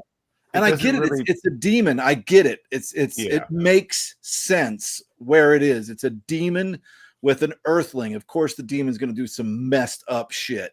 Right, he's supposed to be bad. Yeah, I think it's just at that point is all I remember. Yeah. You talking about this one? Yes. Oh, you got the dog. It was really good. Very mythic. Yeah. I just found this on my road trip last. People are charging like deal on it. hundreds of dollars for that on eBay. I know. I saw it and I was like, Tanith Lee, it's not in the best shape, but I got it for $2. And then I get back where I was staying at my parents, and I look it up and it's like $100. It's like, what? Yeah. It went crazy. I sold, so I have a hardback that I'm not going to run and get right now, but I have a hardback of the first 2, and then Omnibus. Virgil has one. I had 2 copies of it. I sold one for $250 on eBay. My second copy, I just put it on bid and it shot up. And the reason they're going so expensive is because everybody's saying that's where Neil Gaiman got his idea for Sandman. Don't know if that's true or not. I don't think so. And there was some talk about that. I did a short list video, like saying here's some alternates, and there was kind of the discussion kind of got started. And I think someone accurately said that like there's some similarities, but not really. Okay. And I think that was a very fair and even-handed and intelligent way to present it. Like, yes, there's some similarities. You could argue some things, but ultimately, the Sandman series does one thing and Tanith Lee does another.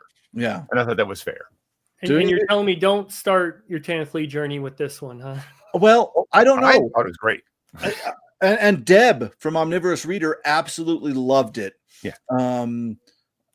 I have the other one too. What is it? Death's Master? You would read that one first. You wouldn't want to read that. This one goes first?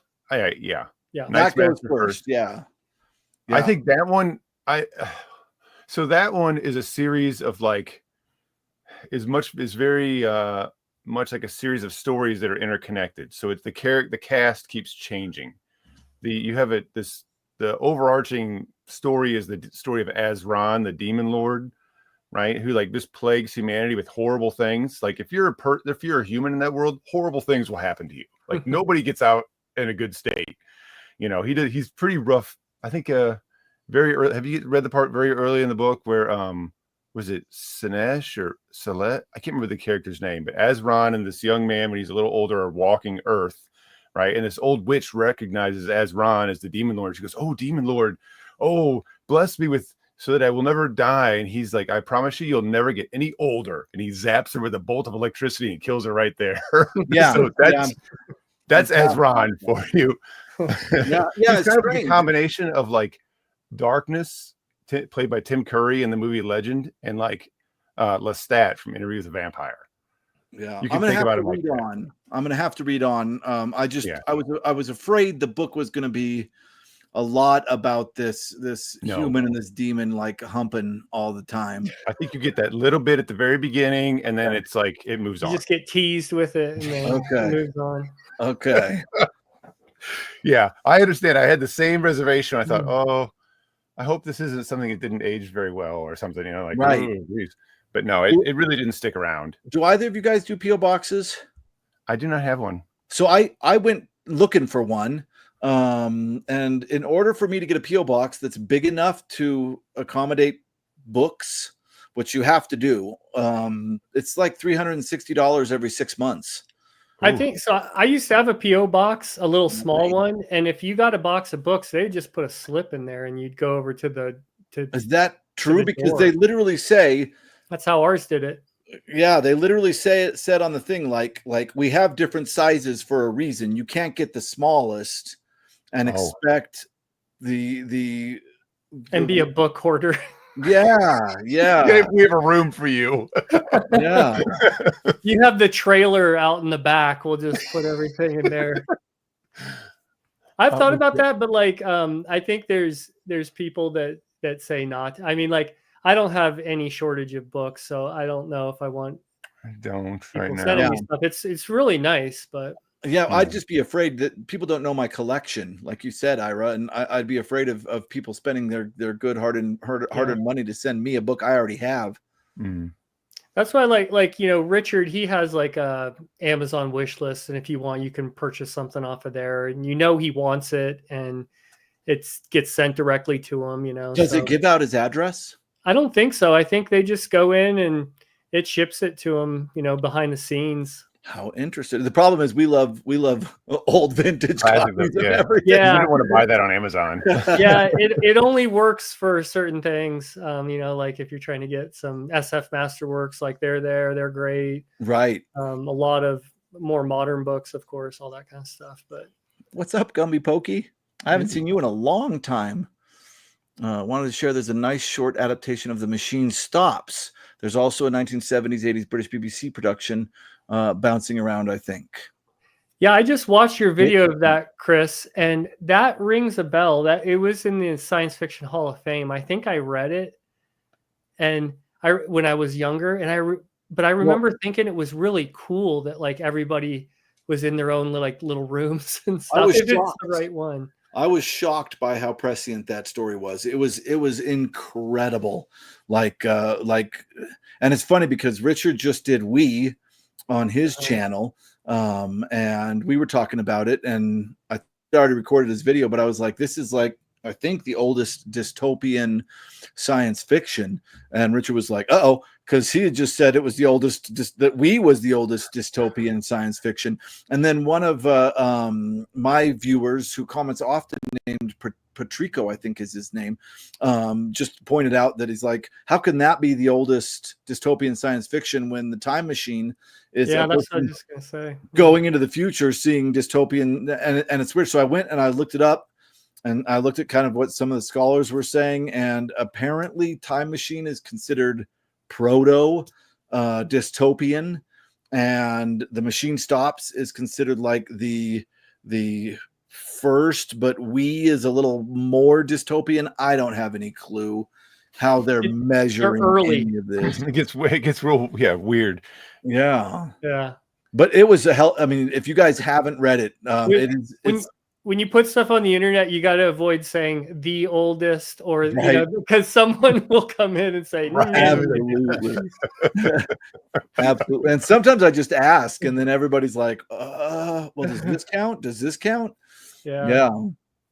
But I will say something, although I can't think of a standalone, but a really good fantasy series that you only have to read the first 3 books, but you probably want to read more, is Glenn Cook's Black Company. Yep. I've got those that I'd love to read at some point. Yeah. Those For are really good things. What are these? I don't know these. The Black Company fantasy series. I think the first book is The Black Company. Okay. I think it's fantasy. The take is kind of like it's sort of like inspired by like a Lord of the Rings setup. You have a dark overlord. There's an epic battle for good versus evil, and the main characters are members of a mercenary company called the Black Company, and they get hired by what you could say is like the equivalent of like a Nazgul to fight the other Nazguls. And they're like, well, we're a mercenary company. We have to make a living. So, okay. Really good stuff. Kind of like takes traditional fantasy from a Vietnam War like perspective. Oh. And didn't he kind of like, he has some of those like grimdark elements where all the characters are kind of morally gray? I guess so. I remember reading it and I didn't feel like I don't want to read this character because he's bad. The story is told, at least in the first 3 books, by Croker, who's the company's surgeon, right? Which is like, it's funny, like, oh, you're getting sick, you're gonna die, you go to Croker. That's they all have names like that, right? And so he keeps track of the history of the company, and so he's recording what they're doing. I don't remember it being so like grim dark or whatever. Like, I've heard people say things like it's the most horrid, and I was like, I don't remember that experience like that at all. I will say it is grim and it is darker than fantasy, I guess, but I don't know that it really, I didn't feel that it was that strong. Although I will say that in the second book, you see a non-main character descend into darkness, and I think it was amazingly written. It was really, really, really good. So I have only but high praise to say for those books. Yeah, Joseph Reed's books has read everything from Glenn Cook and talked about those, and also talked about his science fiction, which has me intrigued. He sounds like a great author just in general. Yeah, I've really enjoyed what I've read. So this is The Last Man by Mary Shelley, and I don't think it's dystopian. I think that it's considered post-apocalyptic. It started the post-apocalyptic subgenre of science fiction because it's about kind of the end of the world. Richard put this from Vintage SF, put this as one of his choices, and everybody picked We over this one, but this is the one I voted for. I would really love to get Richard's take on this. I haven't read it yet, so I should just read it myself. But yeah, I loved Frankenstein, so that one could be good, but I think it's post-apocalyptic.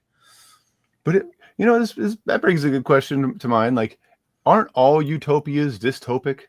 Like, even Utopia is dystopic if you like find out a little bit more about it. It's not really a great place. I Yeah, like, believe That's I read Ira Levin's This Perfect Day, which is Yeah. a utopia, but it's not cool, you know. It's like you don't want to be in a perfect world. Right. every utopia becomes a dystopia. That's the Yeah. trope.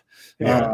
But I believe that there are rules to a dystopia that involve government and freedom and all this kind of stuff. It's not just if the world sucks in the future, it's a dystopia. There's very specific guidelines, I think. I don't know what they are. And I don't know if it matters too much, but like if you go out like 40,000 years in the future and that's dystopian, it's a little different than what most people think. I think it's normally kind of a near future. Like it's usually kind of used as a warning is how I always kind of think about it, but I don't know if that's like true or anything. That's sort of my experience too. Yeah. I'm absolutely down for that, Richard. Last Man Buddy Read sounds great. Right. Last Man Buddy Read. Yeah. Utopia means not a place. That's right. That's right. I learned that when I was doing research for that Lafferty book. Oh, the Past Master. Yeah, Past Master. Yeah. Yeah. That was a great book. Gosh, such a good book.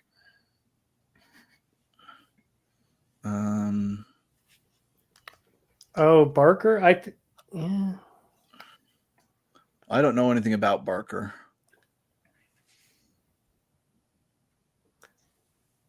Oh, Weave World by Clive Barker.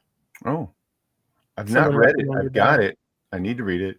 Oh, Barker, not Baker. He's crap. Okay. Yeah. Okay, I got it. Weave World. I think that's a standalone fantasy he's talking about that science fiction people would love. Yeah, and Barker is like weird horror fantasy kind of in a way, right? Mostly. He's kind of almost. I always think of him as being like really dark fantasy that kind of crosses over into horror. That's my experience with him. I mean, I know he's called horror, whatever you want to call him. I've really enjoyed everything I've read by him, but yeah, the Zeely sequence. I really need to get on that. That's what is it? That's a massive series by what's his name? Got him right here. It sounds familiar. Oh, Stephen Baxter. Oh, Baxter. Yeah. Wait, what do I know Baxter from? He did. That's not all he did. What did Stephen Baxter write? I think he's written a lot of like hard science fiction, or kind of space opera stuff. Okay. That Zeely sequence is like, I think a dozen or books more. I don't know. There's a lot. But he has a collection of short stories called Vacuum Diagrams that everybody recommends. And I want to get to it soon. Yeah. Gumby Pokey. I loved Electric Dreams.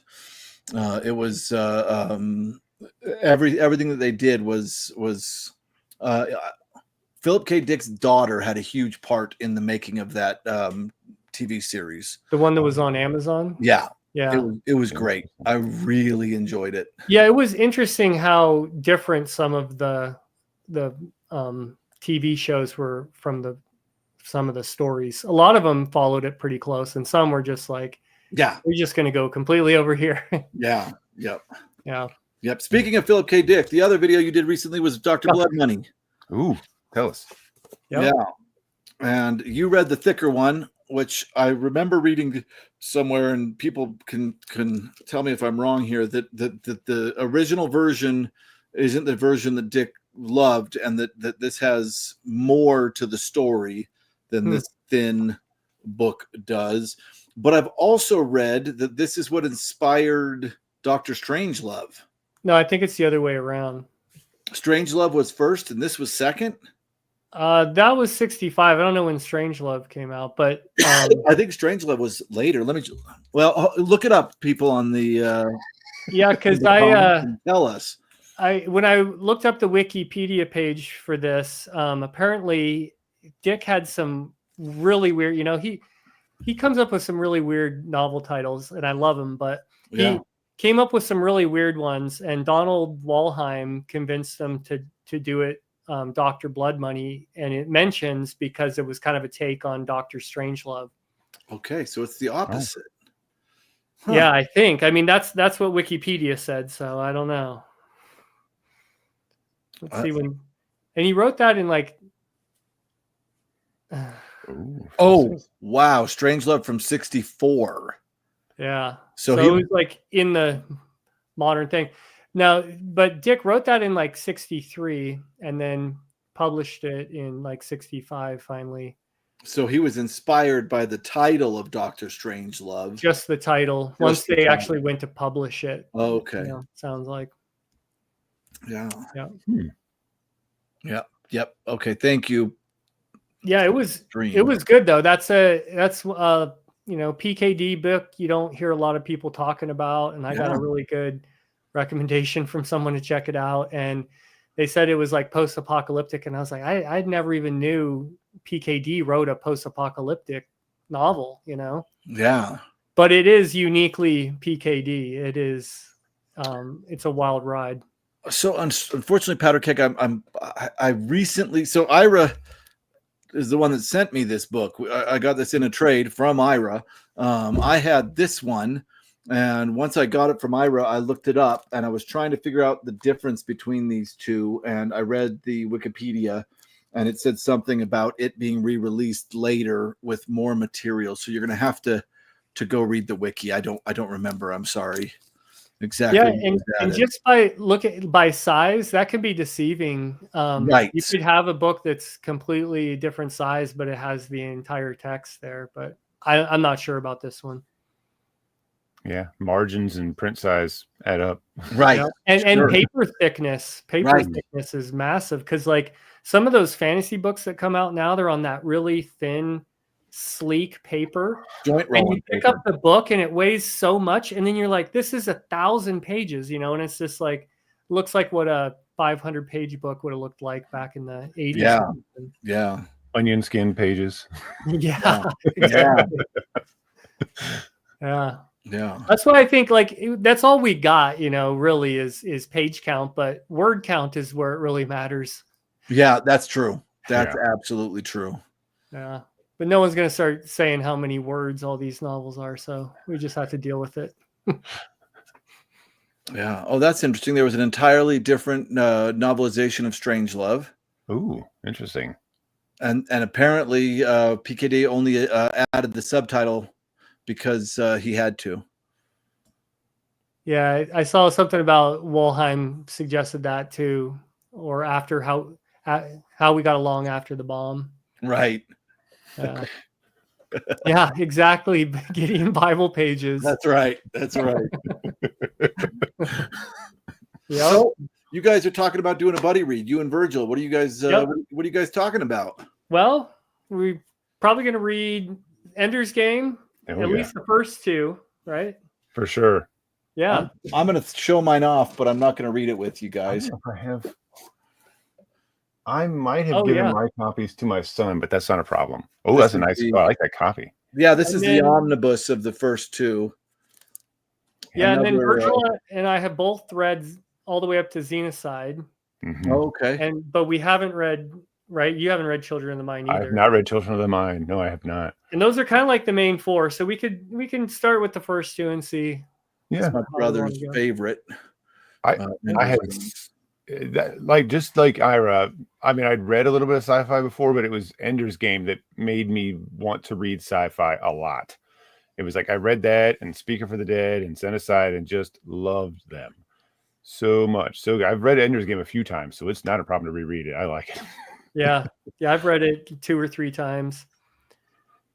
Yeah, they're good books. Like I think you could call Ender's Game kind of YA, but man, yeah, it's like talk about a conceptual breakthrough at the end of that one, and then Speaker for the Dead gets a little bit more philosophical and interesting, and Card's a good writer, so excited to reread him. Yeah, he's read some. I've read a little bit of the other stuff. He had a fantasy, I think it was a fantasy book called something Heart, but Heart is Hart, like a deer. Yeah. I've read that, and it was not a very actiony story, but it was an interesting story. I liked it. And something else of his too. One of his other series I've read a little bit of. You talking Heart's Hope? That's it. Yeah. Yeah, he wrote some fantasy, like and then kind of some blends, the Red Prophet, the Seventh Son, all those. Yeah. I tried reading a lot of those. Like I fell in love with Ender's Game, and then I was a member of the science fiction book club back when I was a kid. Mm-hmm. And so I'd get all those Orson Scott Card books, and I would start reading them all and then kind of peter out. Nothing like gripped me like Ender's Game. Yeah, right. That's weird when that's like his greatest hit.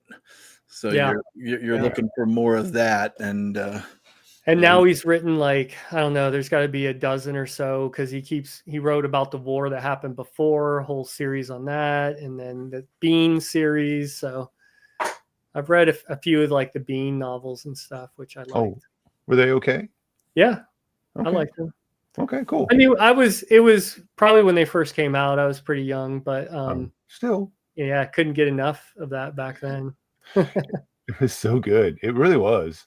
Yeah, and I think now he writes like, I want to say they're like more like techno thrillers or something. I'm not really sure what they are, but I haven't kept up with what he's doing now. Yeah, me neither. You know. But yeah, but that early stuff was just good. And actually, it was Orson Scott Card. I read something by him that got me into Octavia Butler. It got me started to read some of her stuff because he had some really high praise for her. So, yeah, she's awesome. Yeah. So. Yeah, nice. And then Ira and I are talking about doing a read, and I don't know if this is the one we both have, so this might be where we go, because you sent 3 different ones, but yeah, this is the one that caught my eye, and that's The Eden Cycle. Yeah. By Raymond Z. Galoon. Ira and I have a pretty good record of finding weird ass books that haven't been read in a long time. The Hole in the Zero, I wouldn't have read if Ira hadn't mentioned we should do a buddy read of it, and I'm so glad I did. So we're thinking about doing this one. Yeah, I hope that's weird enough. My first choice was this one, The Joymakers by James Gunn. I know you don't have a copy of this. No. One. But James Gunn is a really good author. He's kind of a little obscure. He was big into the academics of science fiction too. He even taught it, I think it was the University of Kansas. Oh. And he's like a really good writer, but this is supposed to be pretty weird. So we can always put that one on the back burner. Keep an eye out for it. The Joy. Yeah. Okay. Yeah. And then what was the third one you talked about? The third one I sent you a picture of. Let me see what it was. Oh, the Brainwave by Poul Anderson. Oh yeah, Brainwave by Poul Anderson. Yeah. Yeah, and I don't know how weird that one is. And I'm trying to find some kind of different ones. I know that one has an interesting premise, but yeah. Yeah. I bet you this art is by what's his name? I can always tell his art. Kelly Freeze. Oh yeah. That's my guess. And now they're not going to tell us. Yeah, Peter Bryant. They're not going to tell us. No, I think that's going to be a Freeze cover. We'll have to see. But anyway, yeah. So now it looks like I'm doing this with Ira, this with Richard. I've got Castle of the Autarch coming up with Virgil. What's your name again? Me.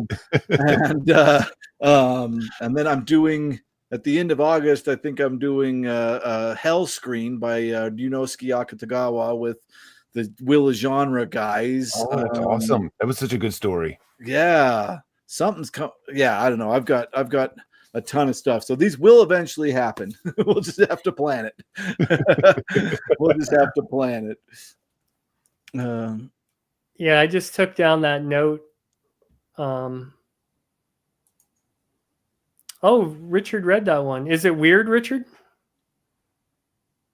I likes 2 of the 3. Interesting. Will of Genre is here. Hell yeah. Hey. And Infinite Text left a comment about an academic book there.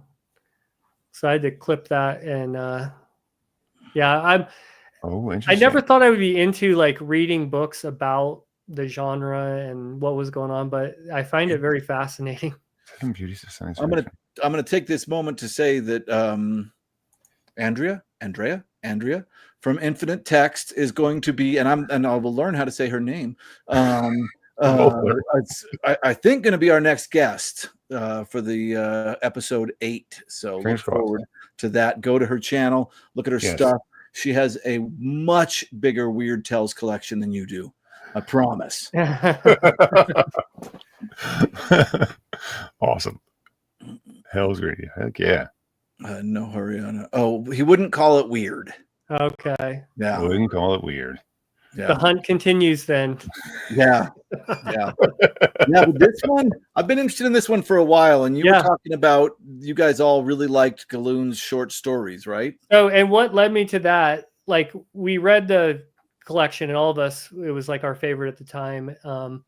And there was one story in particular that I really liked, and I was looking up some stuff on it, and someone said that was a theme he started exploring in the short story. He wrote kind of a novella about it, and then he eventually wrote the novel, and it's kind of each time expanding on it. And it's sort of like the Dream Machine, which, Chris is into that trope. So it could be a Dream Machine or some sort of variation on it. Yeah, in a world where wishing would make it so, they were weary of a million miracles.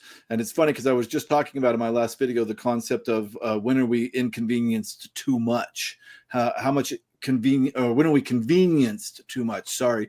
How much convenience does it take for us to lose our humanity? And this seems to be right up that same concept. In a world where wishing would make it so, they were weary of a million miracles, like Utopia again. A utopia that's so good it's a dystopia. Sounds really fun. Yeah, sounds cool. I don't think it would spoil it or anything, but like the short story was almost that in reverse. It was so weird because like the world was actually horrible, but this machine was making everybody hallucinate to think that it was okay so that they could continue like their life. But the reality was they were in this like horrible place. So it was like really interesting. I'm getting Futurological Congress from Lem has a similar feel. That reminds me of one of the shorter parts from the second Dying Earth book. There's something kind of like that going on.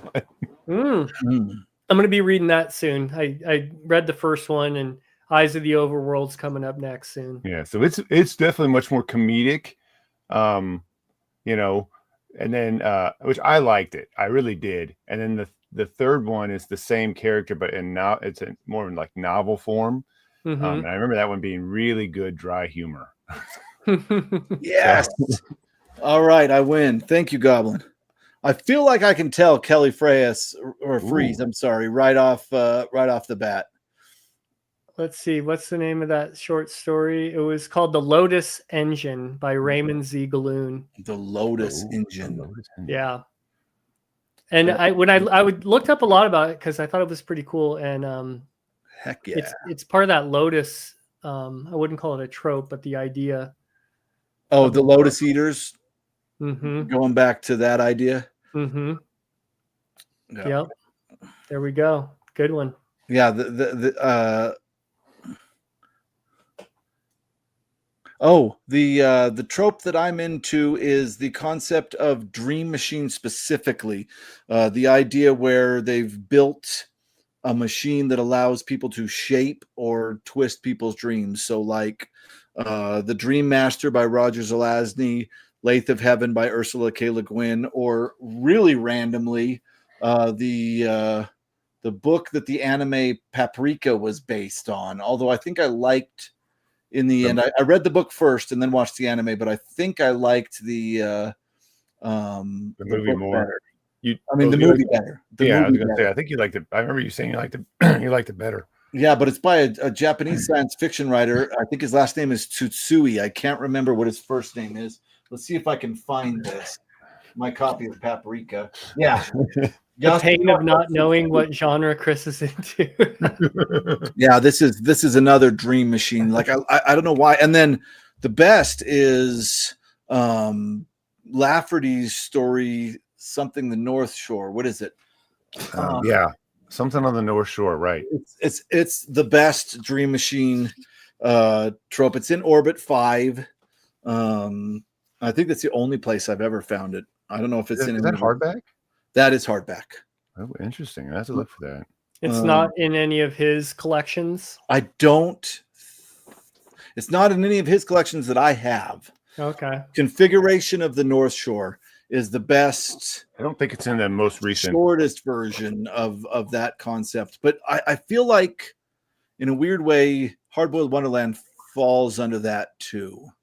I have not watched Dreamscape, Richard, but Dreamscape is a retelling of Dream Master by Roger Zelazny. He wrote the original like mock-up of what the movie was going to be about, but they changed it a lot. But yeah, that was originally going to be a Dream Master movie. I totally remember the movie Dreamscape. Yes, that was supposed to be a Dream Master movie. Okay. Directly from the Zelazny story. Huh? From the first Zelazny novel, yes. Wow. And he wrote the first, what do they call that? Not the script, but when the movie Screenplay? No. The first they do like a mock-up. I can't remember. If Jason were here, he'd know. Storyboard? Storyboard? No. Okay, I don't know. Yeah. You're just gonna shoot up whatever we say. If we look it up on the wiki, if you look up Dreamscape, it'll say. But something that I noticed that happens with this idea is, with this trope, is if you're not careful, it all becomes the Matrix, right? Which has a trope that is everywhere in science fiction. So I very specifically, and there's a whole video of me wrestling with this trope and this idea. It's got to be a machine made for therapy, that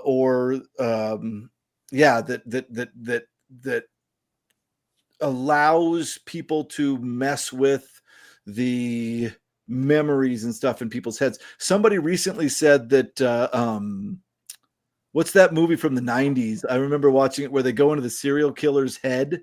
They have a machine that allows the actress to go into Jennifer, or the actress was Jennifer somebody. What is the story? I can't remember. Anyway, they go into a serial killer's head, and they have to go through all of the serial killer's subconscious to try to find. Was that Cell? Yes. Cell is a dream machine story. It's really interesting. Inception, I think, is definitely falls in there. In fact, I really liked Inception. Jason, my brother, really hated it and wrote a video. Made a video. You were going to say that. Yeah, I knew it. Yes, The Cell. Thank you, guys. I remember that was an older movie, right? Is there an echo? What does that mean? Cell is from an echo. The 90s, somewhere in the night, like maybe late 90s. Yeah. Oh, okay. I get it. He's saying, is there an echo of treatment? I haven't eaten it in years and years and years and years. Wow, a lot of people are saying treatment. I don't know what treatment is. What is treatment? I think that's what you were saying. We were trying to guess, and you're like, no. No. Screenplay, storyboard, a treatment. No. Oh, thank you. Yes, that is exactly the word I was thinking of. Yes, you guys got it. You're all so cool. We just had to put it in context. Yeah, seriously. Yeah, we can remember it for you wholesale. I remember my brother and I discussing that for hours on whether or not that's a dream machine trope, and I think it is. They put memories in his head that weren't there, but it's not for therapeutic reasons, but that doesn't matter. So what if the people don't know that they're getting it? Does that still count? Right. Yeah. It's so strange because if I'm not careful, if I don't try to keep some kind of confines on it, then of course, then it's just like 90% of science fiction. Like Ubik. Does Ubik count? Because there's machines that keep dead people's alive for, like a few years after they're dead. But they live in this kind of dream world inside their head. Does that count? It gets really crazy. Yeah. There's a whole video on it that I've made if you want to talk about it. Okay. Treatment. God, treatment. Yes, thank you. Yeah. That was I had moved on. I know. I was in the rearview mirror. I have not read that, but I'll get to it. I'm doing all Zelazny. Synopsis, outline. Vanilla Sky. I remember watching that. I don't remember what the plot is. Yeah. Yeah. It's been a long time. All I remember is Tom Cruise and a lot of sex scenes, I think, in that Yeah, one. that's about what I got to. Yeah. Man in the Maze. Yeah, I'm gonna have to come up with a trope my own trope to nail down too. Thanks for coming. We'll see you next time. Yeah. I really enjoyed that. I really I like that became like the thing that I hunted down, and it was really, really fun. And you get like, I know you got a lot of recommendations. I remember that video came out and you got like the Keith Laumer book. Yep, the Night of Delusions, right? Yeah, this one I never would have read or watched the anime, but all of my viewers were like, "You got to." Yeah, the Night of Delusions. I actually got a first signed copy because nobody cares about this book, so it was super cheap, and I'm glad to have it. I really am. But yeah, I mean, even this, like, I never would have gotten into Lafferty if a viewer didn't say, "You've got to read Configuration on the North Shore," because that is the Dream Machine story. So yeah, it's and Lathe of Heaven. I think Lathe of Heaven I grabbed on my own. I don't know if anybody told me about that one, but yeah.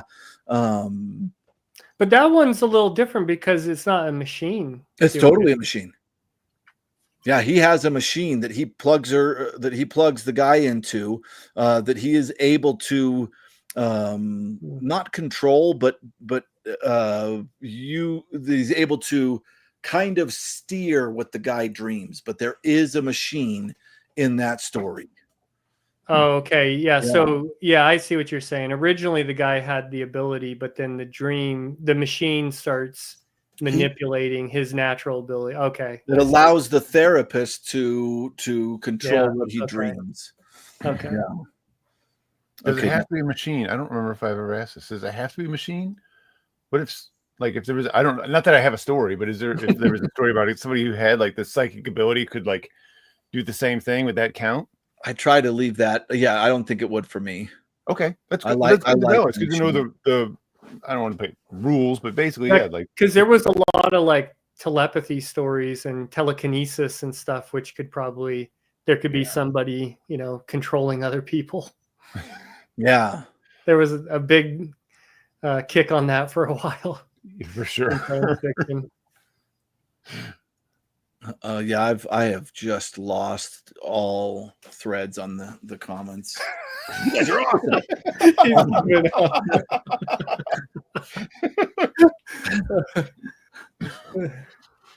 That's funny. And looks good as a vampire. I don't know who looks good as a vampire. He's talking about the other channel. Shucks. Now I can't think of the channel name. I've got Chris disease. I don't know what. Infinite Text. Yeah, Infinite Text. Thank you. Gosh, dang it. Sorry. Oh. Threads of Free. Oh, okay. They're playing a number game now in the chat, looks like. Yeah.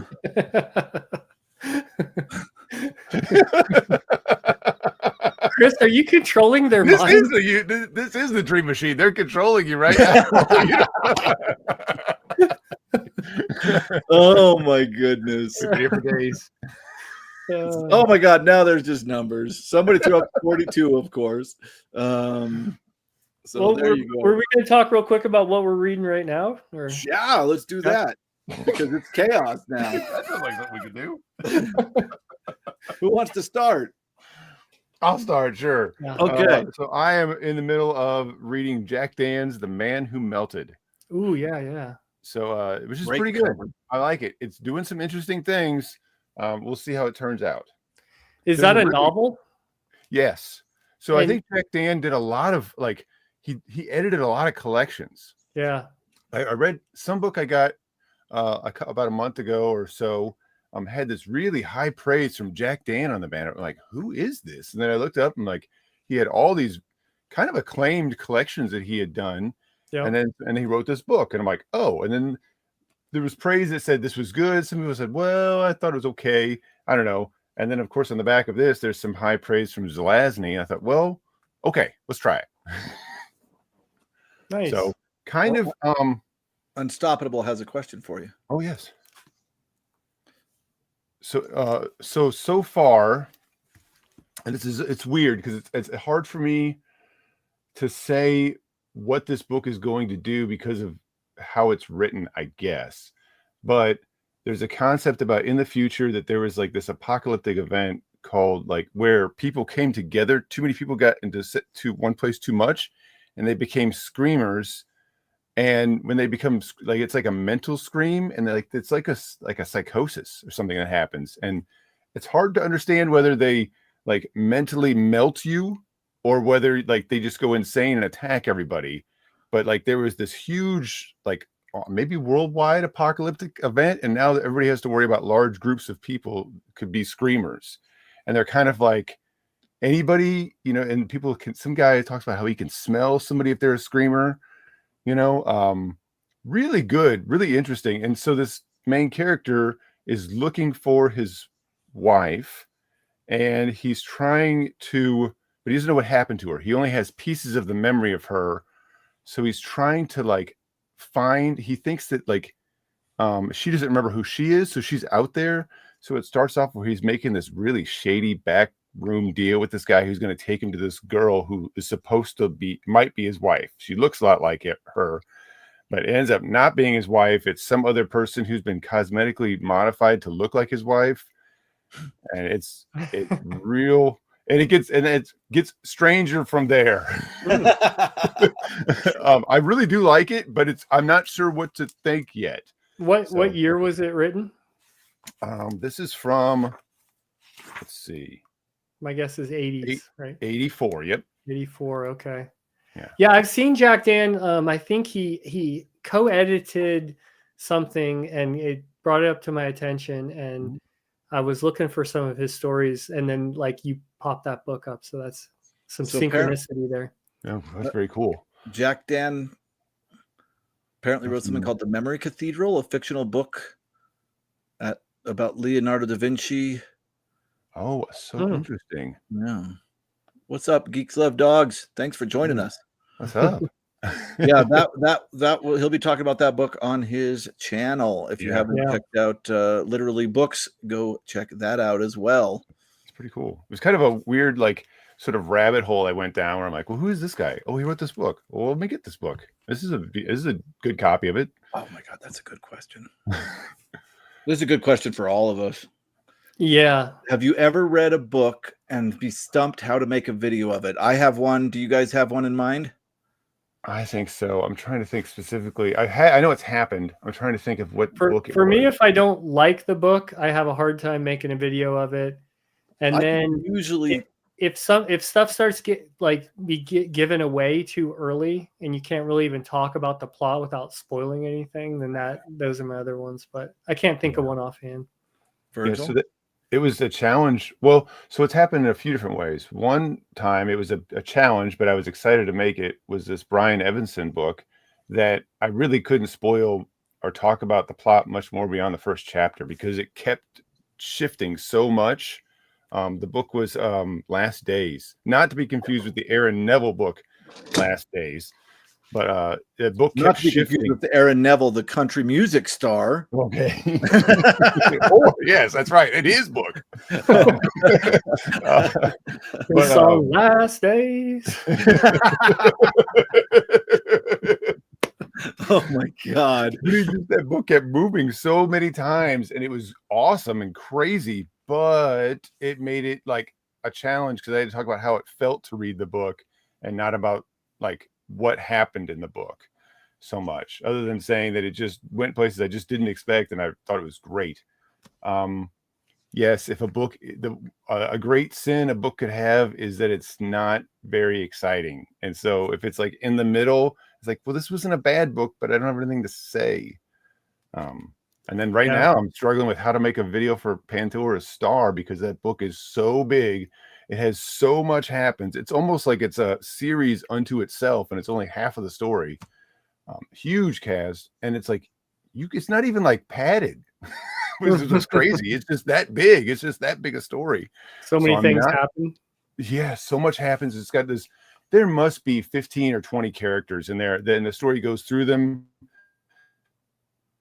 And it's not that you get confused. All these different threads are intertwining. Really, really, really cool. I really liked it, but man, is it going to be tough to make a video about it. I think I'm just going to have to go on the softer side and not try to outline too much because there's just too many characters and too many threads. And I just have to talk about how it felt to read it, basically. Yeah, this is the one that I had the hardest time ever. The Demon Breed by James H. Schmitz. I know Richard's read that. So yeah. This was I think he has. One of my earliest watchers or commenters. Somebody that commented on my stuff said, you got to check this one out. And I absolutely loved it. This is an action-packed, kick-ass, fun book with a strong female lead and giant 6-foot otters that talk. Great, right? The problem is it's an action story. And I've realized I have a really hard time talking about very straightforward stories because I can't crack them open and dig into them, which is what I usually do. If you are looking for an awesome alien invasion, kick-ass story and a very early, strong female lead, this is a wonderful read. But I mean, I could probably give you 5 to 8 minutes of it, and I just couldn't. If a book is too straightforward, I have a very difficult time talking about it. I like the weird, and I've got to respond to this. The Infinite Text said this was the hardest book she ever talked about. Look at the sheer size, and I don't know, is this the one you're talking about, Infinite Text? Because I've heard this is some of the weirdest, strangest Philip K. Dick you can get. It's like his philosophy. I don't even think it's fiction. I think it's. I've never seen that. Yeah. A single book. It's not a collection of stories or anything. Oh no, I don't know. Writing like apparently that's from his journals. Oh my god. Yeah, like this is like let's just get together. As far as I understand it, all the weirdest, strange philosophical shit that Dick wrote and throw it into this and see how that goes. So it's like the Philip K. Dick Silmarillion. Yes. Yes. It's like journal entries and notes. Yeah. Wow. Interesting. Yeah. And tell me, did you finish it? Did you read this whole Dickian nightmare right here, Infinite Text? Because that is we got stuff to talk about on the next episode. That'd be cool. I'll have to read a Philip K. Dick between now and then, so I can. I haven't read anything in years. Philip PKD didn't write fiction; he was merely transcribing. Yeah, but Valis and Ubik, I feel like, has a very awesome, entertaining story. Well, I don't know about Valis. I haven't read Valis. Yeah, there you go. I don't know how to exegesis. I don't even know how to say the damn name of the book. It's more like religious commentary. Oh, that. Is that Hoyle? Is that Hoyle? That was the one we read together. And I love that you're like, oh, this is all right. Nick's like, I hated this book. Yeah. And then I tried to recommend some Hal Clement to him, like that'll help. Yeah, I think I remember watching your guys' video, and I just remember Nick just sitting there like, nope. Like, it was like when we were trying to get Chris to say, like, is it this word? He's like, no. Yeah, was like that. Exegesis. Yeah. Okay, good. Thank you, Unstoppable. Yeah, no, that he did. Like a UPS lady showed up at his door that was delivering a package, and the light bounced off of her necklace and hit him in the eye, and he was like, all realities are fake, and I have memories from different timelines, is kind of the best I can say about Dick's philosophy. Exegesis. What's up, Nick?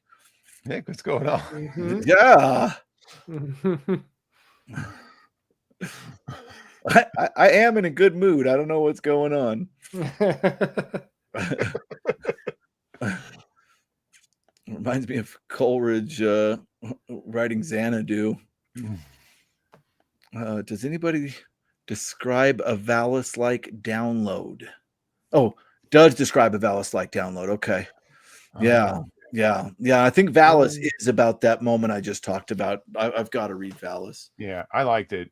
I did. It's been a very long time, and I never read the third book in the trilogy. That was the one I didn't get to. I thought Valis was the third. Valis it's Valis, Divine Invasion, Yeah. and a third book. Yeah, you got it right there. What's the third one? Let me look it up. It's on the cover. Oh, it is? Oh, yeah. Valis, the Divine Invasion. Oh, yeah. The Transmigration of Timothy Archer. Yeah. That's the one I don't own. I need to get. I've heard Valis and Timothy Archer are insane. And then the Divine Invasion is... He keeps his dicks at hand, I guess. It's like he's got somebody right up. He's got a whole crew right off of the stage. He's like handing a book. It's like, I think these are the same book. This is an earlier manuscript of this. Oh, okay. Yeah, I like Divine Invasion. Yeah, I liked Valis, but Valis was what I remember was that it was a lot of concept, but not a lot of things happened per se. And I remember more happening in Divine Invasion, but these are old memories. Oh, yeah. So we've gotten through Virgil. We have. Richard's keeping us on track here. I'm reading the brain. Oh, that's right. You said you were going to read Starship Trooper. Oh, yeah. So good. And I'd never read this one before, about halfway through it. So I'm enjoying it a lot more than I thought I was going to. So, mech it's suits? not what you think it is, based on just, Aren't there mech suits in it? Yeah, the power armor. Yeah. But like the first half of the book barely is even talking about that. It reads like a kind of like a war novel, well done one. And then you get into some of the, battles, I guess. So it's good. I mean, like the funny thing is everybody that talks about this one is like, Heinlein's politics aside, and then they go into tell, about the book or whatever. So I don't know. Nothing has like bothered me or thought. I haven't thought anything was like over the top or anything yet. So I don't know. Yeah, I just heard that it has a tendency to get into little essays. There's definitely like some authority figures who are telling our main character like some philosophy about war and power and control and stuff like that. Yeah. But it's like it's interesting, I think. Yeah. Geeks Love Dogs. I love the movie. I love Paul Verhoeven.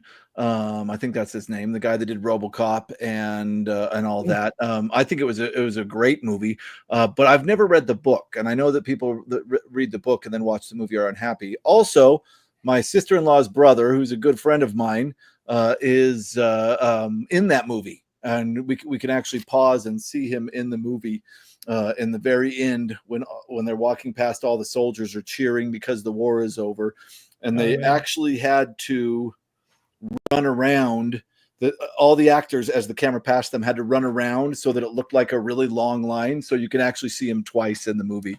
So I saw the movie, I think, when it came out, and I don't really remember it too much, but so far the book doesn't seem anything like it. Maybe I'm wrong, but no. There's not even a girl so far, I think, in this novel.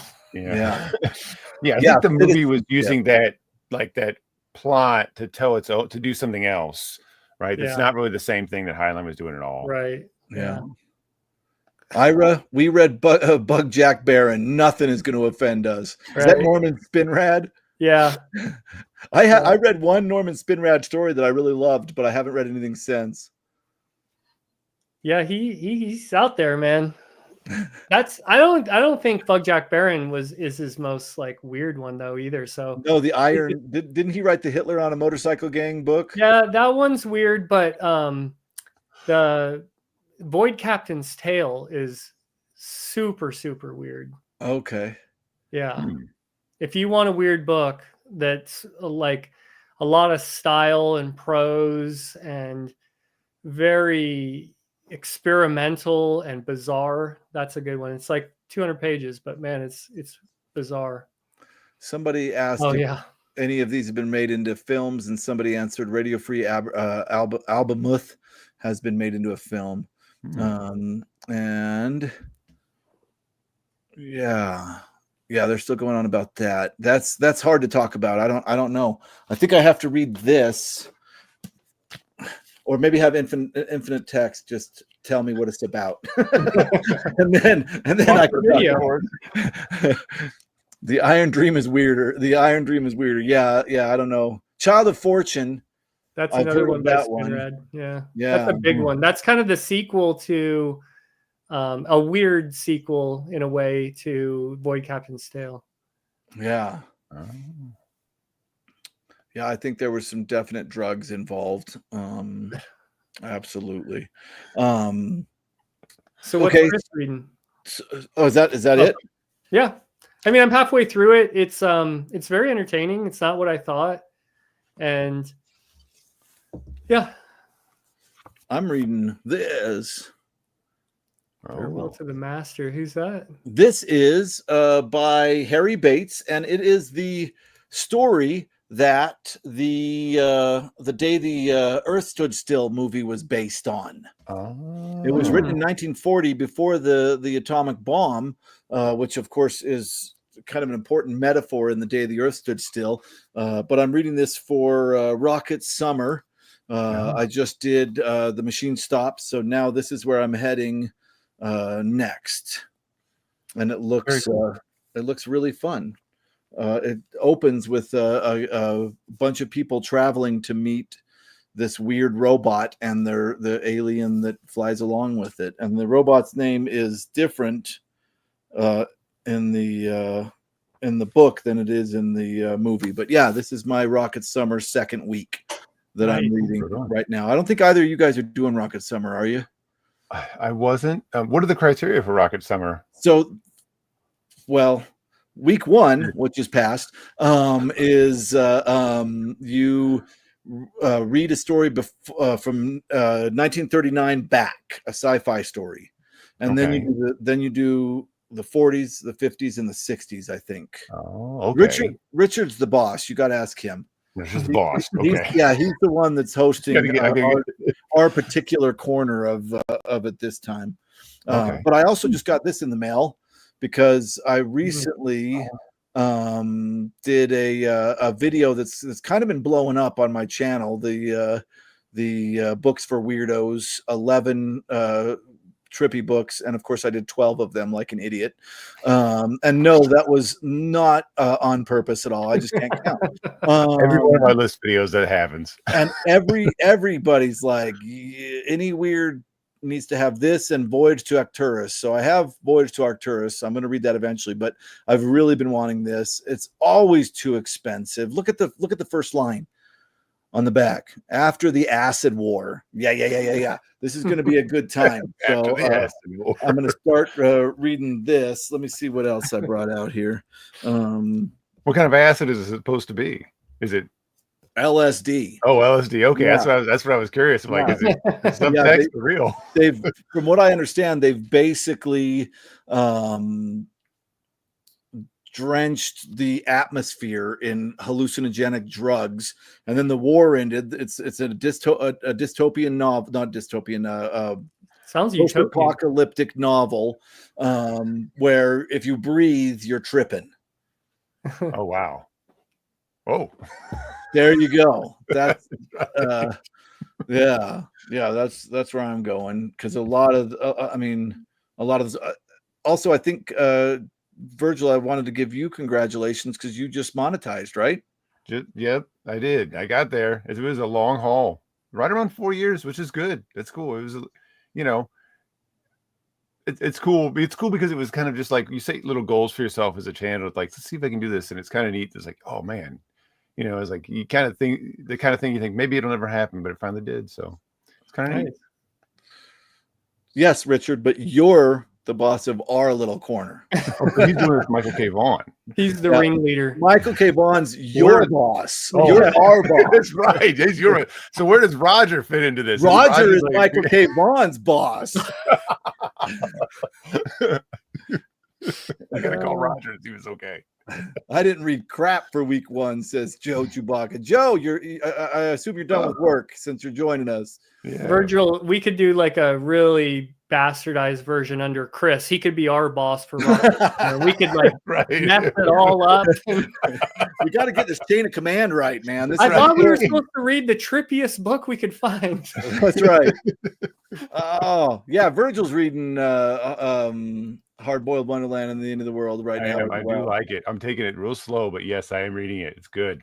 Yeah, I really do like it. It's great. I love that it's got this weird, because it's like a kind. I assume it's some sort of magical realism thing, which I think you've said.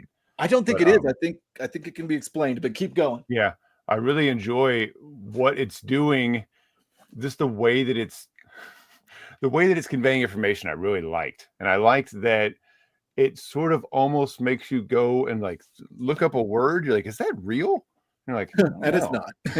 And I like that it made me think about whether it was real or not. That it's like, it reminded me of some of the good parts of House of Leaves in that sense, where you kind of aren't certain where reality starts and stops in the book. Yeah, I got to read that someday too. I love it. Chris's recommendation. Yeah. Oh no, there's a lot to be said for sobriety or not choosing. Yeah, I think that's just fine. There's nothing wrong with that. We were talking about Harlon Ellison. He didn't need drugs.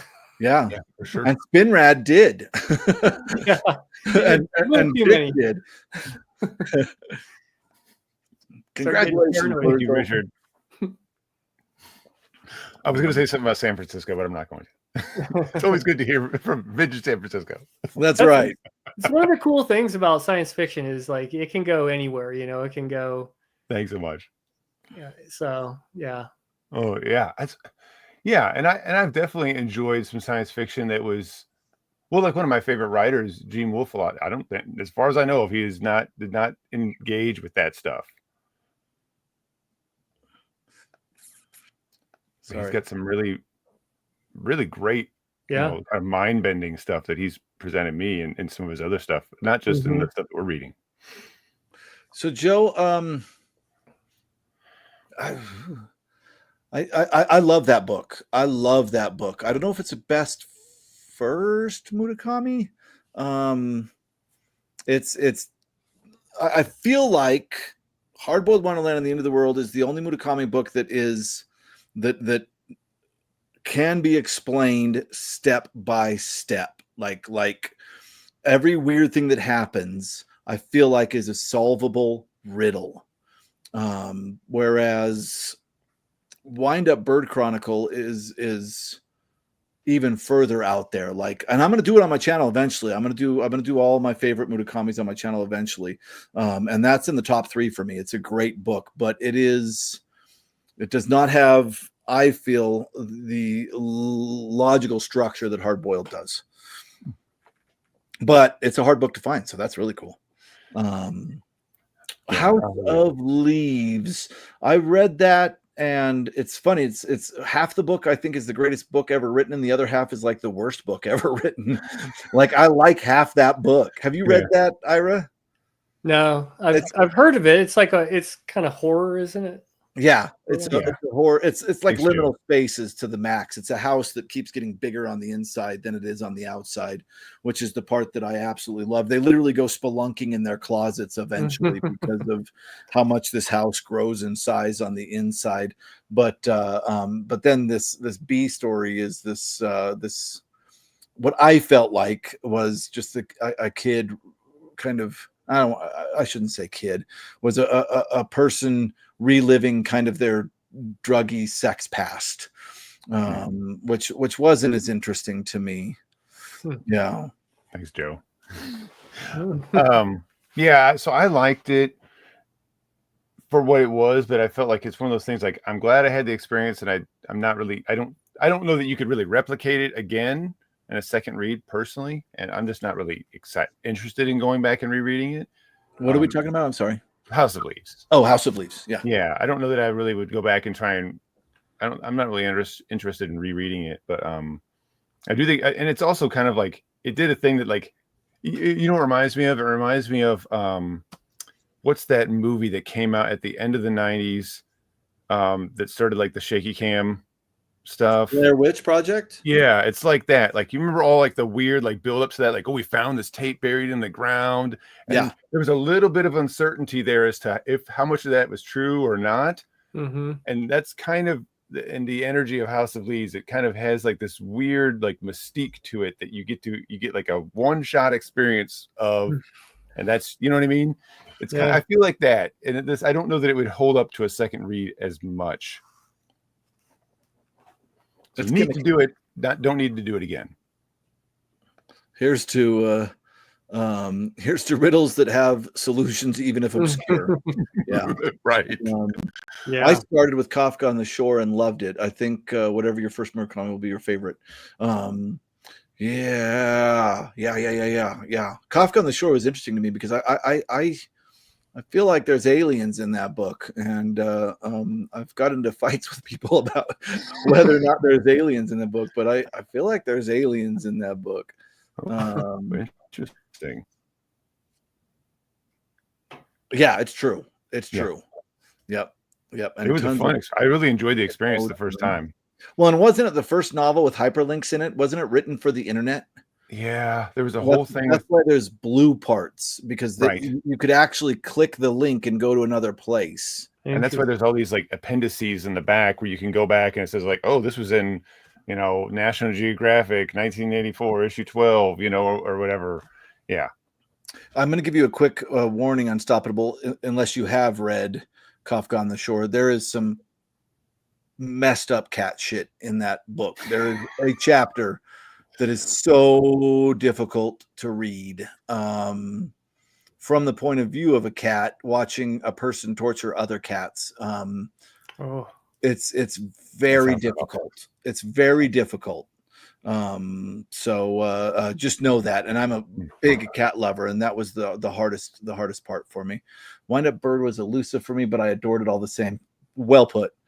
Felt somewhat the same about Kafka on the Shore, my first Murakami. There are aliens in Kafka on the Shore. High five, Mr. Bandana Head. I agree with you. But I think I take it even further, and I think that the bad guy in that book that's trying to sneak into the land of death is an alien. But we don't need to get too much into that because it's getting into debates over the answers and stories is tight. That I'm thinking of the guy that does those movie pitches. I love that guy. Your cat would like it, maybe. Yeah, I'm a cat lover. Thanks, bro. Chris, do you think Murakami has hit his peak with Hard Boiled? What's your honest opinion? I believe so. Hard Boiled was early in his career. I'm sorry, guys, that this went into Murakami. I don't know why that happened. Hard Boiled was early in his career. It is my favorite Murakami book. I think it is the Murakami book that has that has an answer to everything. But I think that for me, Kafka on the Shore was after Hard Boiled and was great. Wind Up Bird Chronicle was after Kafka on the Shore was absolutely great.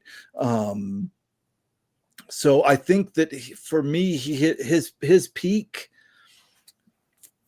I started being less interested in what he was writing when After Dark came out. And of course, that was before IQ 84, which most people that are sci-fi people that are like, I want to read a sci-fi Murakami book, go to IQ84, which I feel is a huge mistake. That book is so bloated, it's insane. You should absolutely go for Hard-Boiled Wonderland and the End of the World if you want to read a sci-fi Murakami. So yeah, I think his peak died out for me with After Dark. Doesn't he have a most recent book that just came out? Or yeah. I didn't watch it, your review, because I want to read it. So right. What do you think?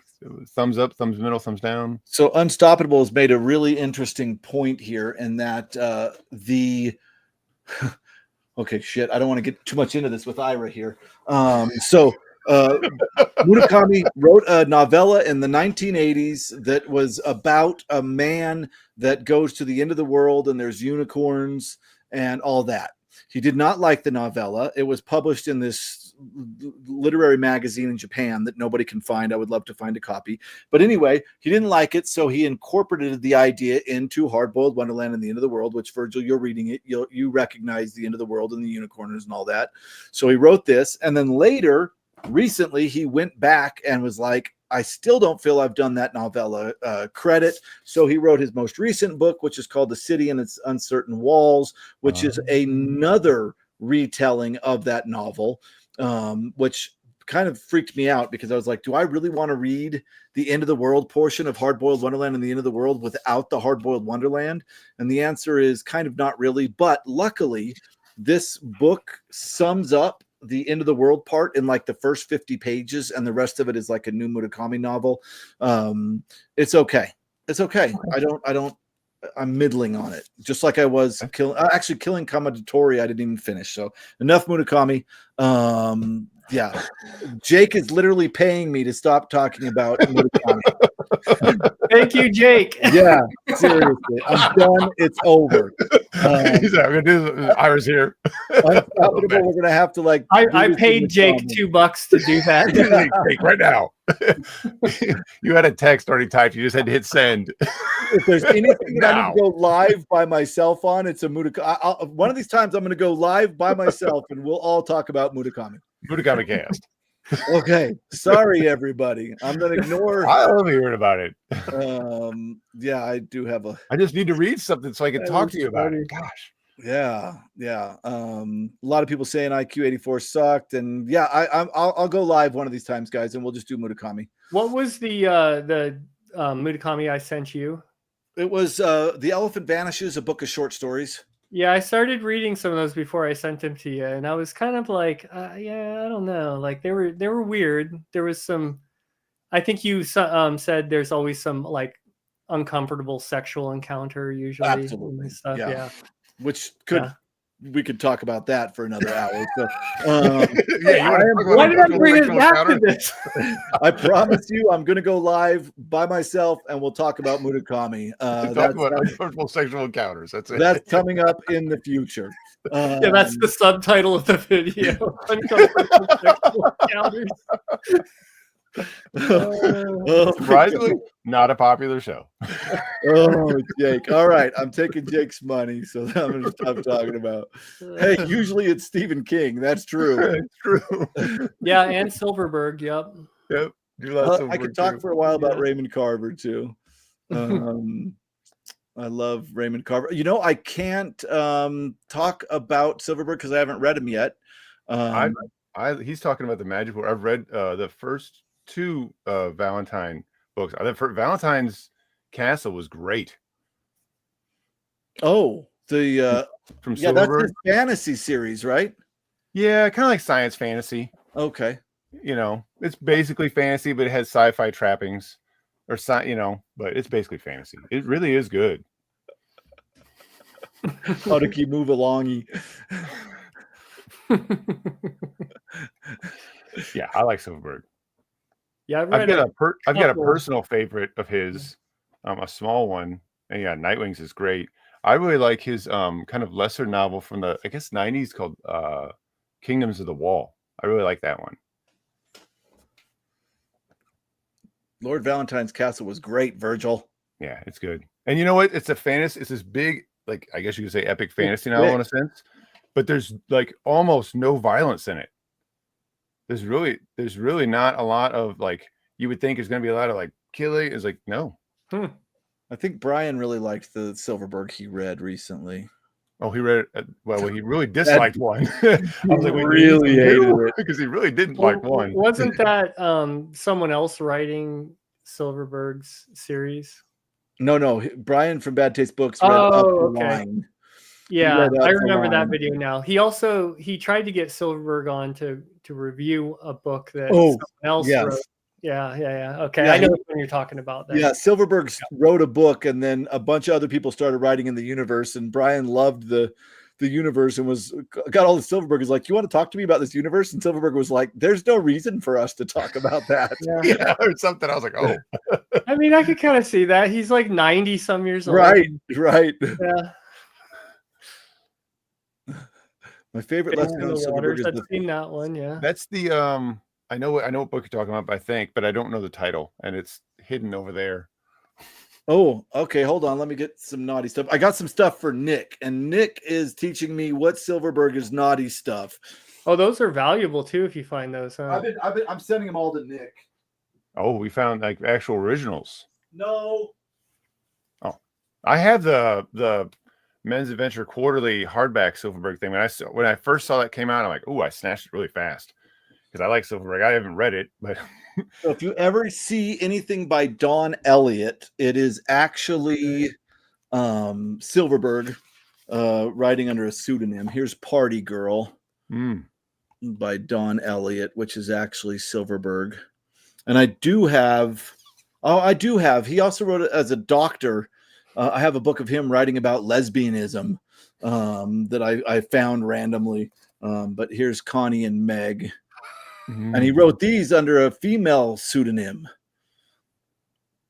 So these are all going to Nick. Nice. Yeah. For some odd reason, there's somebody that is donating their entire old pulp collection to my local friends of the library. Oh. So I've been bugging Nick like weekly, like sending him pictures like, what do you want? And it's just stacks. So you'll see a ton of those on Nick's channel on a book haul eventually.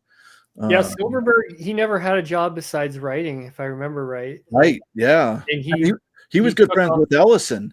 Yeah, and he took off and did the, what do you call that? Men's Adventure. I don't know if this was Men's Adventure. Yeah. Software porn. Money is why he wrote them. Yeah. Unstoppable. I think it paid better. True. Yeah, I think that's what it was. I think because I think I remember hearing like he came into the field, then he left, and then he came back again, and I think it was money. Yeah. Frederick Pohl convinced him to come back when Pohl was like editor at Ballantine, and got him to like rewrite one of his stories that he had submitted a long time ago. Heinlein helped Dick out a lot too. Let him move in for a little while, get off the drugs. Yeah, paid for him. Yeah, it was like a fraternity of all those writers, and they knew each other and helped each other out, and got to help, get their books published and everything. It was a cool time. Yeah, truly. Yeah, it was really cool. All right, have we tired everybody out? I think you tired me out. Yeah, that's our job. Literally liminal. We got to tire you out. That's our goal. That's when the conversation gets really good, when people are exhausted. Right. Yeah, you can get really saying things you normally wouldn't. That's right. That's the point we're trying to get to. Is it like that show where they eat hot ones, or where they eat hot? Oh yeah, yeah, that's right. We just talk you into insanity. Yeah, literally liminal. Our job is to tire everybody out. Believe it or not, one of my ideas for a show, for a video, is to try to summarize 10 different short stories and eat a wing between each one, as they get the same progressively hot sauces. I would watch that. Because I'm a hot sauce head. I eat it all, the peppers and everything. Oh, I have something to show Richard. I'm glad you're still on, Richard. Hold on. And then he always gets up when he says something like that. He like leaves. Yeah. I'm glad you're here. I hear you, Richard. I have too. This is every 2 weeks for me. Okay. Richard and I recently did a reading that was a double, and it was a tour double, and I found another one. Speaking of Silverberg, Right. and I've realized this is interesting. So C.L. Moore wrote Vintage Season. It's amazing. Which is going to be my first C.L. Moore. I'm going to read this. These Tor doubles, I read the introduction. The concept of these doubles is that they hired popular writers to write sequels to already written popular novellas. So this is Robert Silverberg writing a sequel to Vintage Season by C.L. Moore. Sounds awesome. Which I'm super interested in. It's going to be my first Silverberg, and it's going to be my first C.L. Moore, although I have read Mimsy Were the Borogoves or whatever that was called. They're not all like that, though, are they? They're not, but so I've seen 3 so far. Have you seen this one? The one, no, is that an actual flip? Yeah. Yeah. So and it's got a tip tree on the other side. Oh, another tip tree. Who's on the first side? Vonda McIntyre. Oh, that's awesome. Yeah, but so I hate the barcodes. Like, come on. They had to put them on there. So the ones that are what I'm talking about, Richard has one of these. It's the ones that don't flip. Okay. So if it's got this kind of cover where it's 2 people on the front cover, one is a sequel of the other, then it is a newer person writing a sequel. And Richard has already showed one of these that is a sequel on his channel. I'm going to scroll down and see if he's talking. I wonder. Yeah, I'd be interested to go through the list and see what else is out there. There could be some great stuff out there that's forgotten. Yeah, like who else read? Tor did a few of these. You can go like to ISFDB and they pull up. You can pull up the whole list of the Tor. Who's the editor of those? Because this might be a different. I don't think anyone edited this. It was just those 2 already written kind of novellas crammed together into one.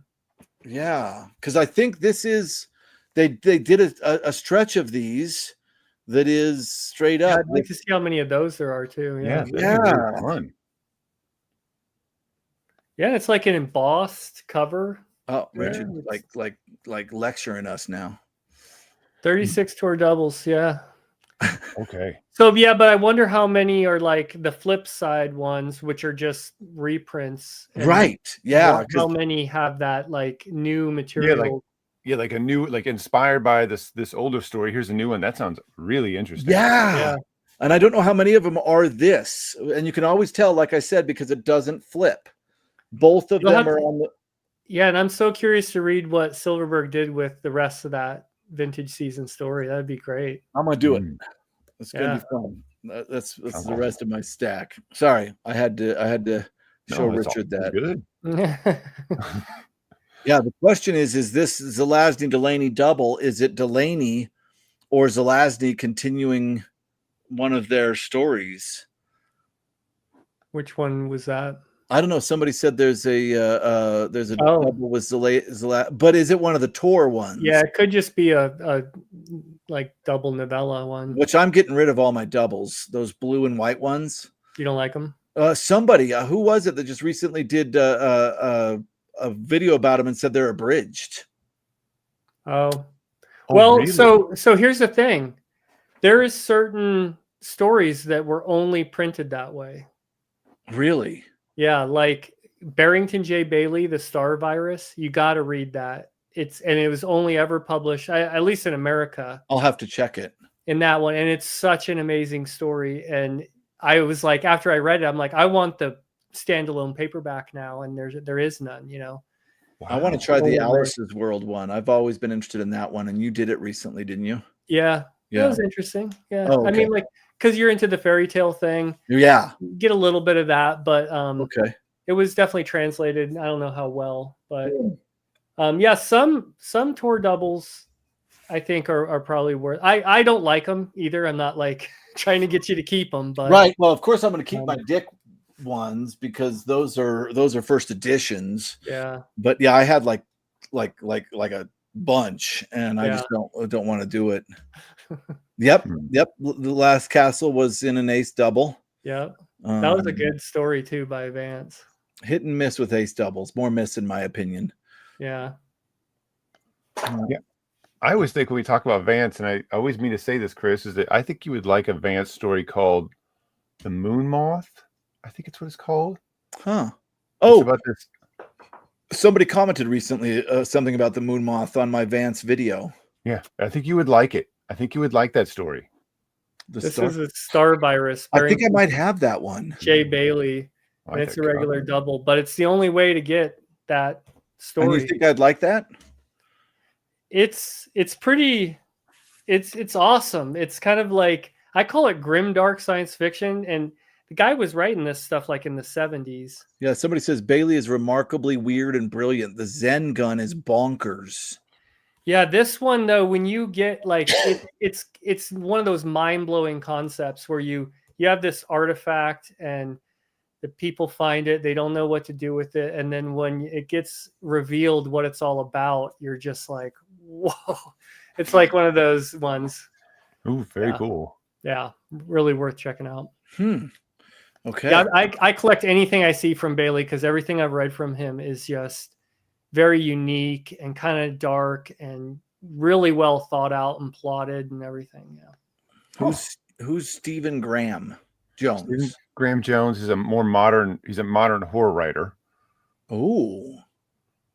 He's very popular. I think he just had a book come out, The Buffalo Hunters or Hunter or something like that.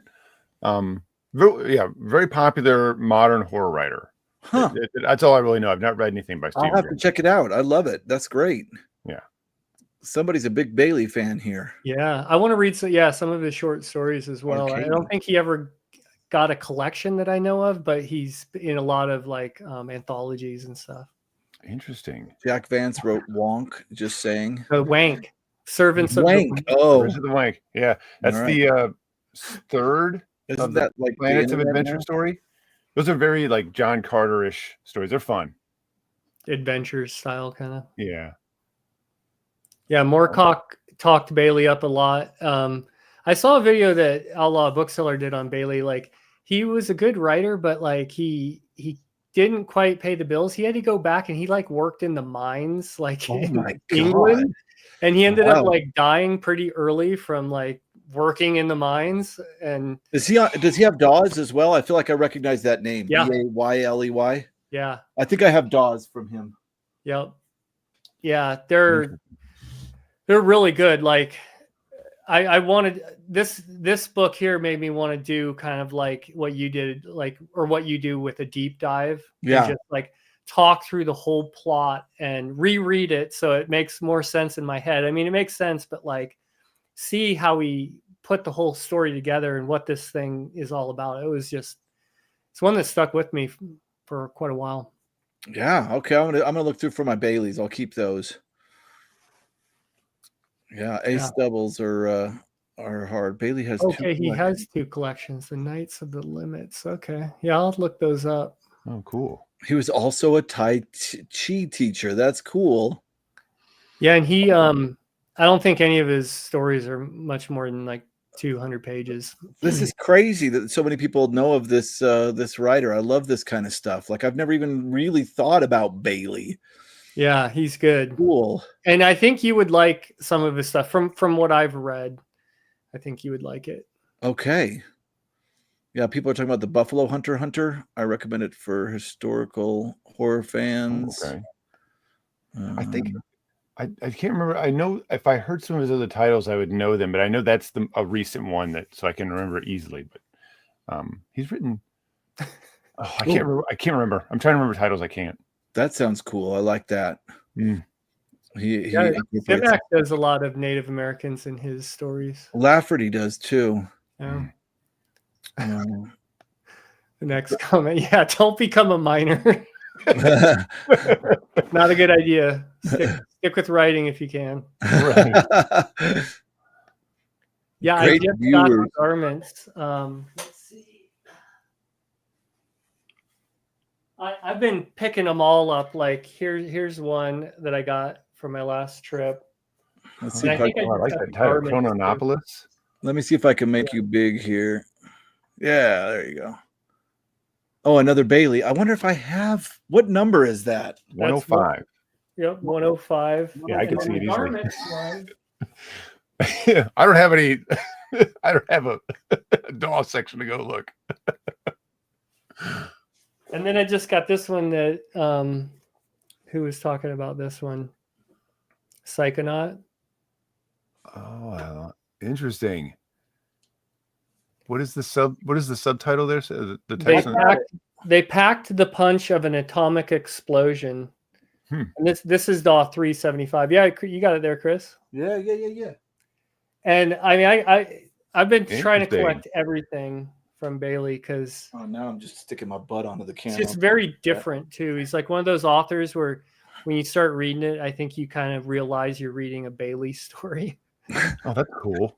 The characters are totally morally gray. They're not heroes. They're out doing bad things, but he gets you to like invest your time into him, and like, you know, it's just like the whole grimdark thing. But he was doing it in science fiction in the 70s. I've just ordered Bailey's The Sinners of Erspia. Man, we got the Bailey train going. I've never even heard of this guy. Yeah, I can't even get on there and order anything yet. Everyone run to their shelves. Yeah, run to eBay. Right. He's not going to go into a bidding war. Is the Grand Wheel one of his? Yeah, that sounds familiar. I think it is. I have quite a few. That KN looks familiar. I think they have this that one one here. Well, you better grab it. Yeah, go right now. Probably too late. You know who a lot of people brought up on my weird videos, because there's so many people saying you should read this, you should read this. See if I can't. It's a Doris Precia. Oh, Persertia. Yes. Everybody's saying you got to read. Oh, I'm small. Everybody's saying that I've got to read these ones. That these are some of the weirdest sci-fi novels ever. I've heard mixed things. I know Matt at Science Fiction Reads. I think he's read some of her stuff. What did he say? I can't remember if he liked it much. But she's I think she definitely writes like science fantasy. Yeah. And some of it gets really weird and yeah. Try Pillars of Eternity. Yeah, that's another DAW. Yeah. What number is it? Pillars of Eternity. Is Pillars of Eternity the basis for the game of the same name? I don't know why I put my DAW. I put it in order. I don't think I have Pillars of Eternity, but someone was asking about the Grand Wheel, and yes. Oh, okay. I've seen that cover before. Jake, I felt like I had watched a video you did about one of these. Jake did that one, yeah. Yeah, doesn't she ride a horse that's like a jet or something? Oh, that's right. I do remember seeing that thing from Jake. He's like, I did a video. If you're not watching Jake at Pulp Mortem, you're making a mistake. If you haven't subbed to him, sub to him. Yeah. Everybody's saying Jake did a review. Yeah, that people are saying she's weird and awesome. Oh, cool. Yeah, that's she rides a dog horse. That's right, a dog horse. Yeah, because his cover was a little different. I think there was a picture of the dog horse or something, wasn't there? Oh, I don't remember. Yeah. All I know is it was a weird one. I don't remember what Pulp Mortem said was if he was going to take it to the thrift store or keep it for the collection. I don't remember. I think he liked it. I think so too. Yeah, but it was funky. Yeah. So yeah. I'm going to try out one of these. I think I'll do this one if Jake's already done that one, just so that the internet has more of her stuff out there. Yeah. Have fun. We could. I think Ira and I could be up and down most of the night here. I can pull some off the shelves too. I just don't have any DAWs. DAWs are awesome. Yeah. Yeah, DAWs are awesome. I love DAWs. The art. It's like at a place. That's Michael Whelan. Oh, is it? Oh, an early one. Yeah. Yeah. Let me make sure that's not a lie. Yeah, cover art by Michael Whelan. Nice. And then I don't know if he did the inside art, but I mean, you got some mushrooms and a lady and a dinosaur. That's awesome. Oh Yeah. yeah, the first page art in the dog. Yeah. Many a man has lost his mind collecting joy notes. I'm trying not to collect all. There's certain authors I don't really want the Dak Prescott or whatever they are, you know. Captain Finity. Those dog chairs are not the only don't only just show up in Dune. They also showed up in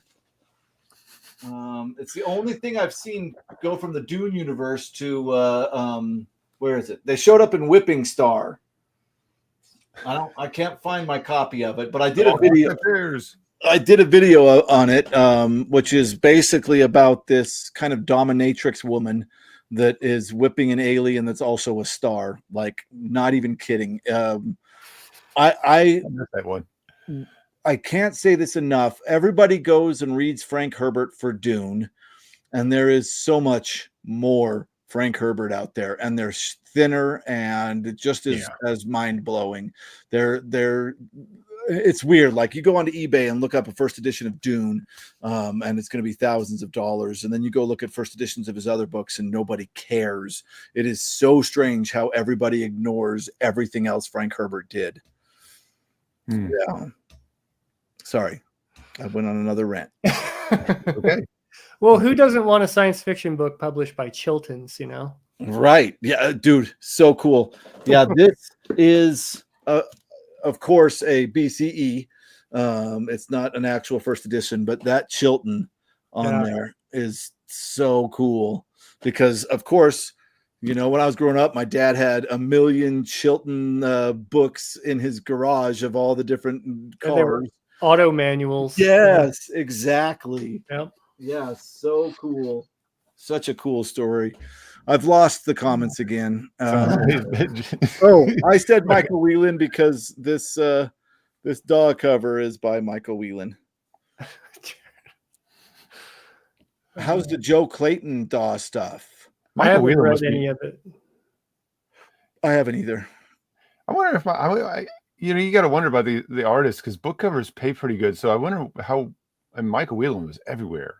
So I wonder how he did, like, financially, because he did it for so long. I mean, I guess it was really great for him. But Geeks Love Dogs liked it. Joe Clayton stuff. Have you seen Geeks Love Dogs Andre Norton video? I have not. Oh my God, you guys have got to go watch that video. It is hilarious. I think I'm loving the channel. I've been back at my tube from writing. It's the funniest shit I've seen on BookTube in a while, and it's so specific to our corner. I mean, how many times do you go into a thrift store and there's a million Andre Nortons on the sci-fi shelf? Yeah. That is one of the funniest videos I've seen in a long time. Fair enough. That's true. That and well, I don't know if you see him as much anymore, but it used to be Anne McCaffrey. Used to be, you go to the store, just like walls of, it'd be like, Jesus. Yeah, that's, I think, what a lot of people say. Yeah, Whipping Star is a good place to stay. I think he made one called The Heaven Makers. Another one of his that I read that was like Earth is a TV show for aliens. So there's like aliens are controlling kind of Earth because we're entertainment and reading the books we buy. I'm writing that down. Yes, and that is painful. Well, you know what the trick on that, right? If it says the number, right, that's first. Probably won't. Yeah, or it's just starting. But the question is the art better on the reprint? It depends, but yeah, if the number is there in the yellow, then that's the first print. If it says like UW or UA or something like that, that's the reprint. But yeah, agreed, Tim. That was so funny. Yeah. If you guys are not subscribed to Geeks Love Dogs, go do that and watch that Andre Norton video. If you collect books at all, because we even have something. I was trying to offload them. My wife's like, no. And I'm like, I'm not going to read these. I'm taking them to the little libraries around here. Like, they've already got 4.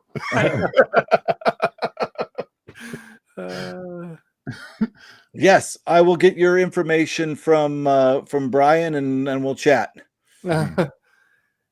No, that's the minimum now. We set the bar. You have to That's go right. 3 hours. 3 hours. Well, you beat Pulp Mortem's viewership, Ira. We got up to 52.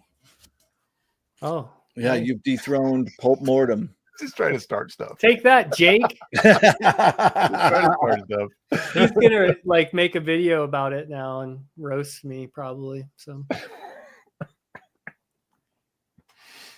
It was great. It's a short video. Go check it out. yeah, I got Oh my god! I recently did an Andre Norton purge. I did. It was taking up like so much of the shelf over here, and I was like, okay, what do I need by Andre Norton? And you know the answer was, Is there actually any good Andre Norton no, stuff? but there is one thing you got to keep if you're my age, and that is Beastmaster. Oh, that's Because why. even though they took out most of what the that book is actually about, it's Beastmaster. I love that movie. I do love the movie. Yeah. So there's some I think it's Joe who has the channel. He's read some Norton and he's made a couple of them sound interesting. Like at least I know where to start. I want to try reading a Norton before I take them all to the thrift store. Right? Seriously.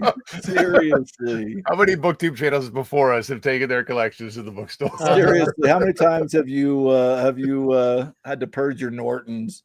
I mean, you can imagine what you're gonna get with it, you know, kind of like I would imagine like an adventure kind of story. I think it's Sword and Planet, right? I think that it's mainly Sword and, I mean, that's what Beastmaster is. Yeah. Yeah. So. Yeah, it's mainly kind of Sword and Planet stuff, but Nick's. Yeah. You got to watch the video. It's great. Yeah, that's fun. Okay, I think we've done it. Did it.